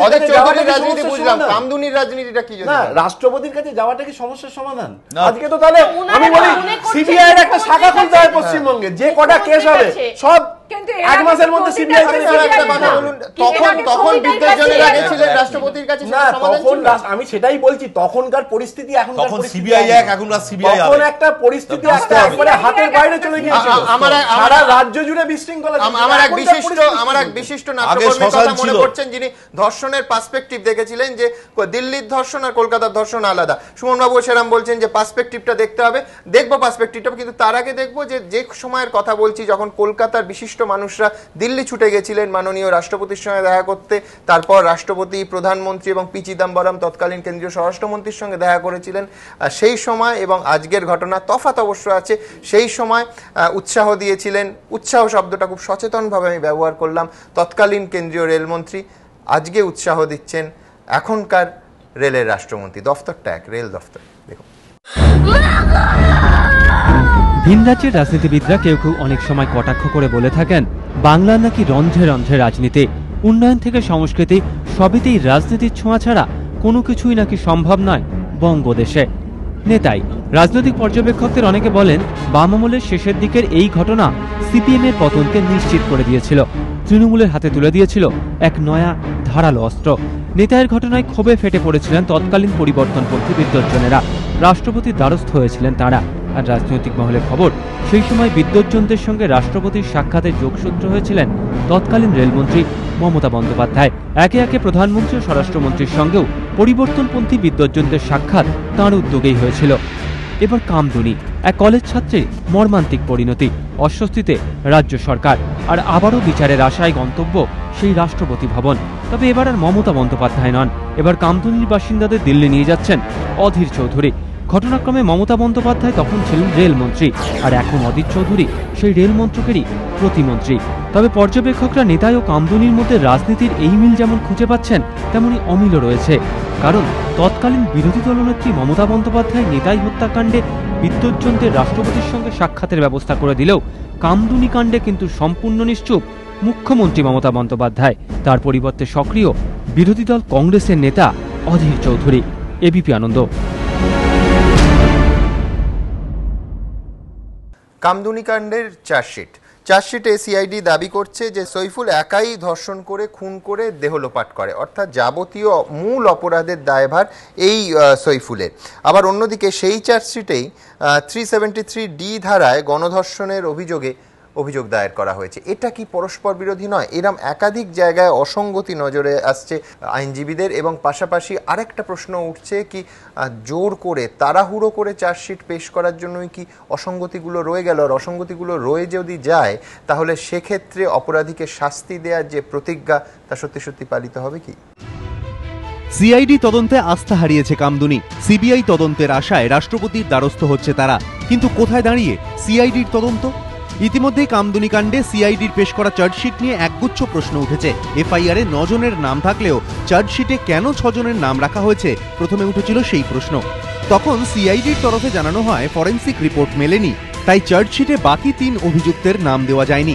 সিআইডি আরও জানায়, উপযুক্ত তথ্য প্রমাণ পেলে সাপ্লিমেন্টারি চার্জশিট পেশ করা হবে। এরপর সাপ্লিমেন্টারি চার্জশিট পেশ করে সিআইডি। কিন্তু ঘটনাচক্রে এবারও জমা পড়েনি পূর্ণাঙ্গ ফরেন্সিক রিপোর্ট। আর এখানেই উঠেছে প্রশ্ন, পূর্ণাঙ্গ ফরেন্সিক রিপোর্ট না থাকাতেই যদি প্রথম চার্জশিটে 3 জনের নাম ঢোকানো সম্ভব না হয়ে থাকে, তাহলে সাপ্লিমেন্টারি চার্জশিটে কি করে হলো? তাহলে কি সিআইডি প্রথমে যে যুক্তি দেখিয়েছিল তার কোনো ভিত্তি ছিল না? তাহলে কি আদালতের ভৎসনা এবং কামদুনির ক্ষোভের মুখেই 3 জনের নাম সাপ্লিমেন্টারি চার্জশিটে ঢোকালো তারা? এছাড়াও সৈফুলের স্বীকারোক্তিমূলক জবানবন্দির ওপর সিআইডির অত্যধিক নির্ভরতার জেরে বাকি অভিযুক্তরা খালাস হয়ে যেতে পারে বলেও মনে করছে পুলিশের একাংশ। কারণ সিআইডি চার্জশিটে দাবি করেছে সৈফুল একাই ধর্ষণ ও খুন করে দেহ লোপাট করে। আনসার আলী সহ আরও 5 জন ঘটনার সময় ছিলই না, পরে তারা আসে। সৈফুলের থেকে গোটা ঘটনাটি শোনে, তারপর মৌখিকভাবে দেহ লোপাটের ষড়যন্ত্র করে। অথচ সিআইডির চার্জশিটেই 373-এর ডি ধারায় গণধর্ষণের অভিযোগ দায়ের করা হয়েছে। সংশ্লিষ্ট মহল তাই মনে করছে সিআইডির চার্জশিটই পরস্পর বিরোধী। এছাড়াও সিআইডি চার্জশিটে সৈফুল একাই ধর্ষণ করেছে বলে দাবি করলেও ছাত্রীর দেহ যারা উদ্ধার করেছিলেন তাদের দাবি ছিল এ কাজ কারো একার পক্ষে করা সম্ভব নয়। আইনজীবী মহলের একাংশের মত, যেভাবে সিআইডি দাবি করেছে সৈফুল একাই গোটা কাণ্ডটি ঘটিয়েছে এবং সেটা সে গোপন জবানবন্দিতে স্বীকারও করেছে, তাতে আনসার আলী সহ চার্জশিটে নাম থাকা বাকিরা অনায়াসেই আইনের ফাঁক বলে বেরিয়ে যেতে পারে। কিন্তু এই আনসারের বিরুদ্ধেই তো মৃতার পরিবারের মূল অভিযোগ। তাই সৈফুলের স্বীকারোক্তিমূলক জবানবন্দির ওপর এত নির্ভর না করে সিআইডি যদি আরও তথ্য প্রমাণ সংগ্রহের পর চার্জশিট দাখিল করত, তাহলে মামলা আরও জোরালো হতো বলেই মনে করছে পুলিশ মহলের একাংশ। আর এমনটা না হওয়ার ফলে বাকি অভিযুক্তদের বিরুদ্ধে মামলা অনেকটাই লঘু হয়ে গেল বলে মনে করছে তারা। সেই সঙ্গে নানা মহলে এই প্রশ্ন উঠছে, তাহলে কি মুখ্যমন্ত্রী 15 দিনের মধ্যে চার্জশিট দেওয়ার কথা বলাতেই সিআইডির ওপর চাপ পড়ে গিয়েছিল? সেজন্যই কি তাড়াহুড়ো করে দ্রুত চার্জশিট দাখিল করতে গিয়ে উপযুক্ত তথ্য প্রমাণ জোগাড়ের সুযোগ পায়নি সিআইডি? এবিপি আনন্দ। আমি অনিলদার কাছে যাব। অনিলদা, আপনাকে এই অনুষ্ঠানে আনা একটা বিশেষ কারণ আছে। অনেকেরই স্মরণে থাকবে যে দুলাল বন্দ্যোপাধ্যায় সিপিএমের দোর্দণ্ড প্রতাপ নেতা, তাকে আপনি গ্রেফতার করেন এবং খুব স্বাভাবিকভাবে তৎকালীন মুখ্যমন্ত্রী বুদ্ধদেব ভট্টাচার্য প্রকাশ্যে দুলালবাবুর বিরুদ্ধে বিবৃতি দিয়েছিলেন, শাস্তির কথা বলেছিলেন, কিন্তু স্বাভাবিকভাবেই ওই স্তরের নেতাকে গ্রেফতার এবং তার বিরুদ্ধে মামলা করার জন্য রাজনৈতিক চাপ আসবে, এটা খুব স্বাভাবিক। সেই চাপ আপনি ফেস করেছেন। দুলাল বন্দ্যোপাধ্যায়ের আপনার কেসের ভিত্তিতে তার যাবজ্জীবন কারাদণ্ড হয়। আজকে এখানে দাঁড়িয়ে আপনার কি মনে হচ্ছে যে কোথাও সিআইডির ওপরও রাজনৈতিক নেতাদের শুধু চাপ নয়, যে বিবৃতির চাপ, যে 15 দিনে হবে, সেটা 15 দিনে সম্ভব কিনা, কেসটাকে 15 দিনে খুব তাড়াহুড়ো করলে আদৌ সাজানো সম্ভব কিনা এবং সেই সাজানোর ফাঁকের মধ্যে দিয়ে আসল অপরাধী গলে বেরিয়ে যেতে পারবে কিনা, এই যে পুলিশি উদ্বেগগুলো, এইগুলো রাজনীতিবিদরা মাথায় রাখেন না। অর্থাৎ একদিকে রাজনৈতিক চাপ, অন্যদিকে পুলিশের সমস্যাগুলো, এক্ষেত্রে সিআইডির সমস্যাগুলো সম্পর্কে হয় সচেতনতার অভাব, না হয়তো জেনে শুনে ওভারলুক করা। আপনার কি মনে হয় কামদুনি কাণ্ডের সমস্যা কোথায়? দেখুন, আমি ব্যক্তিগতভাবে সিআইডির অনেক অফিসারের উপর আমাদের আস্থা আছে, কারণ আমি দীর্ঘদিন লালবাজারে যখন গোয়েন্দা বিভাগে ছিলাম, সিআইডির অফিসারদের সঙ্গে আমার, যদিও ওরা রাজ্য পুলিশের, আমাদের সঙ্গে ব্যক্তিগতভাবে একটা ভালো সম্পর্ক ছিল এবং তখন দেখেছি সিআইডির অফিসার অনেক গুরুত্বপূর্ণ মামলা তদন্ত করেছেন এবং সেগুলো সাজা হয়েছে। কিন্তু এটা কি হয়েছে জানেন তো, যেমন ভাত রান্না করতে গেলে আপনি জলটাকে ফুটতে দিতে হয়, জলটা ফুটতে দিতে হয়, তারপর চালটা দেবেন, চালটা বেছে দিলেন, চালটা ফুটবে, একটা দেখলেন ভাতগুলো হয়েছে কিনা, তারপরে আপনি নামাবেন, একটা প্রসেস আছে। এখন আপনি যদি তাড়াহুড়ো করে জলটা ফোটার আগেই আপনি চালটা দিয়ে দিলেন, তারপরে নাবিয়ে দিয়ে দিলেন, তাহলে যা হয় যে ভাতের যা পরিণতি হয় সেটাই হয়েছে। কেননা এই যে জিনিসগুলো যেটা এখন অনেকগুলো করছেন, এখন আমি মনে করি না যে সিআইডির এগেনস্টে যেটা ওনাদের অভিযোগ ওনারা করতেই পারেন, যারা ভিকটিম তারা বলতেই পারেন। এবং দেখুন, ওনাদের প্রত্যাশা তো বাড়িয়েও দেওয়া হয়েছে। এবং একটা জিনিস মাথায় রাখা উচিত, যেটা আপনারা বললেন রাজনৈতিকে, কামদুনির ঘটনা হয়েছে 7ই জুন। আজকে এখনো 3 মাস 90 ডেজ এমনি টাইম ছিল, 90 দিন এমনি এইসব সেশনস ট্রাইব্যুনাল কেসে যেখানে ধর্ষণ, খুন এবং প্রমাণ লোপাটের মতন গুরুত্বপূর্ণ অভিযোগ এবং চক্রান্তের, সেখানে এগুলো ছিল। এখানে একটা টাইম যেখানে 90 দিন দেয়া রয়েছে, আইন যেখানে দিয়েছে, এবং দরকার হলে আরেকটু টাইম বাড়ানো যেতে পারে 167 আদালতের কাছে আমরা প্রেয়ার করে, সেখানে এই তাড়াহুড়ো যে করার জন্য যে হয়নি সেটাও নয়, এই যে সাপ্লিমেন্টারি চার্জশিট দিতে হয়েছে, ধরুন কিছু ফরেন্সিক রিপোর্ট আসেনি, ফরেন্সিক ডিএনএ রিপোর্ট আসেনি, এসবগুলো গেছেন আপনার উত্তরাখণ্ডের ইস্যুতে, যেটা আমি কাগজে পড়ে দেখলাম, আমি তো জানি না এগুলো। আমি তো এইখানেই আমার একটা প্রশ্ন থাকবে, সেটা হচ্ছে ধরুন অসম্পূর্ণ চার্জশিট আগে ফরেন্সিক রিপোর্ট আসেনি, সেটা বোঝা গেল, এবং সাপ্লিমেন্টারি চার্জশিটে 3 জনের নাম যোগ হলো, তখনও ফরেন্সিক রিপোর্ট অসম্পূর্ণ। তাহলে শুধুই কি গ্রামদুনির মানুষ প্রতিবাদ করলেন, 3 জনের নাম নেই কেন প্রশ্ন তুললেন বলে ঢুকিয়ে দেওয়া হলো? আমি বলছি বাকি তথ্য প্রমাণ তো একই রকম হলো, এরকম তো হলো না যে ফরেন্সিক রিপোর্ট এসে গেছে। না, বাকি যে 3 জনের বিরুদ্ধে যেগুলো চার্জশিট দিয়েছে, এখানে দেখবেন ধর্ষণ ছাড়াও একটা খুন এবং প্রমাণ লোপাটের একটা অভিযোগ আছে, ওতেও বলেছেন অরুণাবাবু নিজে আইনজ্ঞ, উনি নিয়েও জানবেন যে একটা খুন এবং প্রমাণ লোপাট, এই যে ষড়যন্ত্র 120 এটা মারাত্মক, অনেককে ঢোকানো যায়। এখন ওই যে ধরুন ওনার যে পার্ট রিপোর্ট পেয়েছে কি না পেয়েছে আমি জানি না ফরেন্সিকের, তাতে ওই ভিকটিম যিনি ছিলেন মেয়েটির যে ওয়ারিং অ্যাপারেল, পোশাক আশাকের মধ্যে কিছু পাওয়া গেছে কিনা সেটাও হয়তো পার্ট রিপোর্ট পাওয়া গেছে। আর ফরেন্সিক রিপোর্ট না পেয়েও আমরা চার্জশিট দিয়েছি। অনেক সময় দেখা যায় ফরেন্সিক রিপোর্ট আসছে না, আসতে দেরি আছে, কিন্তু আমি বলছি তারপর সাপ্লিমেন্টারি 3টে নাম যেই গ্রামবাসীরা প্রতিবাদ করলেন আবার 3টে নাম ঢুকে গেল, এইভাবে চার্জশিট হয় এইভাবে।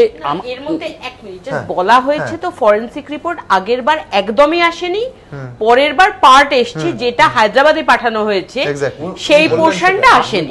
আমি শাসিদের আমি সেটাই বললাম যে ওইটা পাবার উপরে নিশ্চয়ই ভিত্তি করেছে, কারণ এই অভিযোগটা যে অভিযোগ আছে এতে সাজা কিন্তু আইদার অর, পুলিশের ভাষায় যেটার মধ্যে অপশন নেই যে 7 বছর আছে 5 বছর, আইদার ফাঁসি অথবা যাবজ্জীবন।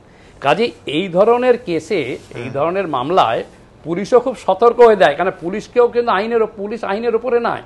এই ধরনের ঘটনায় পুলিশ যদি ছেলে খেলা করে চার্জশিট দেয়, তাকে কোর্টে গিয়ে কিন্তু ইনভেস্টিগেটিং অফিসার বা তদন্তকারী অফিসারকে কিন্তু কোর্টে তার ডিফেন্স যারা থাকবে এনার ওদের হয়ে আমাদের পুলিশের ভাষায় বলে দাঁড় করিয়ে প্যান্ট খুলে দেবে একদম, তাই তো পুলিশের ভাষায় যেটা বলা হয়, যা প্রশ্ন করবে এবং তাকেও।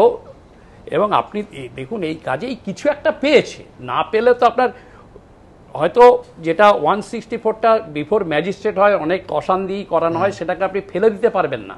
কিন্তু তা সত্ত্বেও যে খুনের যে কথাটা বলেছে এবং খুন এবং প্রমাণ লোপাটের ষড়যন্ত্রে, ওটা তো এসে যাবে, সবাই ইনভলভ হয়ে যাবে, কাজে এটাতে ইনভলভ হয়ে যাবে, এটাতে কেউ বাঁচবে না।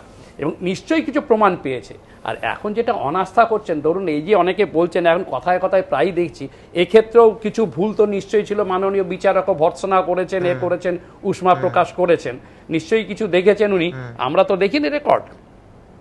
এবং চার্জশিটে যে আমরা দেখিয়েছি দর্শকদের যে খুন কিন্তু এই শহীদুল একাই করেছে, তার সঙ্গে কেউ ছিল না, ওই তো বলেছে আমরা এসেছি।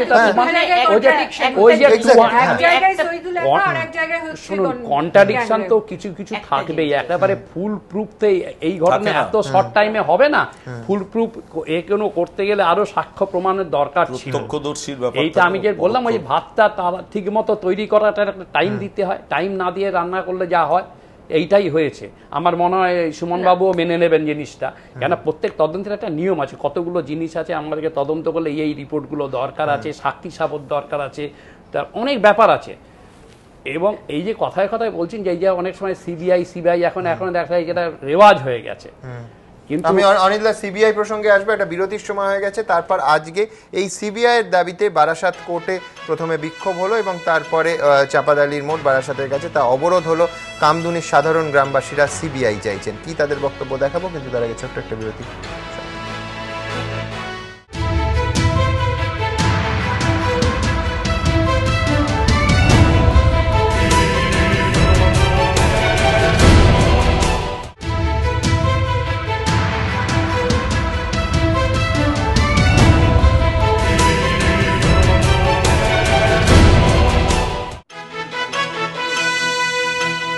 সিআইডি নয়, সিবিআইতে ভরসা। আজ সিবিআইয়ের দাবিতে কামদুনির গ্রামবাসীরা বারাসাত কোর্টের সামনে বিক্ষোভ দেখালেন।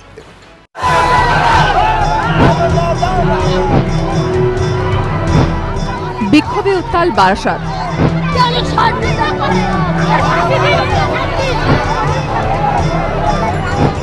ঘটনা সিবিআই তদন্ত চাই, দোষীদের কঠোর শাস্তি, এই দাবিতে এখনো অনড় কামদুনিবাসী। সিআইডি সাপ্লিমেন্টারি চার্জশিটের ভিত্তিতে শুক্রবার কামদুনি কাণ্ডের শুনানি হওয়ার কথা ছিল বারাসত আদালতে। সেই মতো এদিন সকাল সকাল আদালতের সামনে হাজির হন কামদুনির বাসিন্দারা। কিন্তু সত্যরঞ্জন মজুমদার নামে এক আইনজীবীর মৃত্যু হওয়ায় এদিন শুনানি হয়নি। কিন্তু আগে থেকে তা না জানায় কামদুনি কাণ্ডে ধৃত 8 অভিযুক্তকেই শুক্রবার আদালতে নিয়ে আসা হয়। আর সেই সময় পুলিশের গাড়ি ঘিরে বিক্ষোভ দেখান গ্রামবাসীরা। কেন দোষীদের আড়াল করার চেষ্টা হচ্ছে? কামদুনি কাণ্ডে সিবিআই তদন্ত চাই, এই দাবিতে বারাসত আদালতের সামনে বিক্ষোভ দেখান গ্রামবাসীরা। পুলিশের দাবি, বিক্ষোভকারীরা আদালতে ঢোকার চেষ্টা করলে তাদের বাধা দেওয়া হয়। এরপরই গ্রামবাসীদের সঙ্গে পুলিশের ধস্তাধস্তি বেঁধে যায়।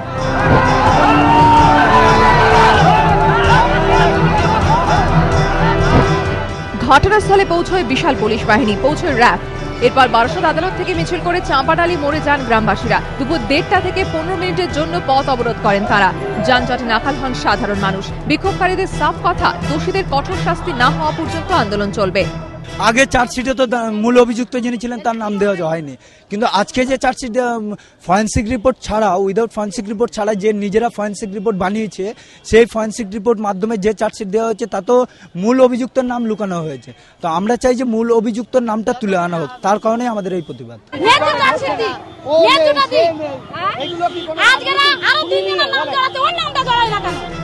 কামদুনি কাণ্ডে সিবিআই তদন্তের দাবিতে এদিন আদালতের সামনে বিক্ষোভ দেখান কংগ্রেসের কর্মী সমর্থকরাও। মিছিল করেন গণতান্ত্রিক আইনজীবী সংঘের সদস্যরা।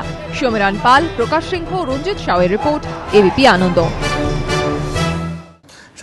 এটা তো খুব পরিষ্কার। তিনটে জিনিস আমি একটু বলবো, একটু অনিল বাবুর কথা থেকেও।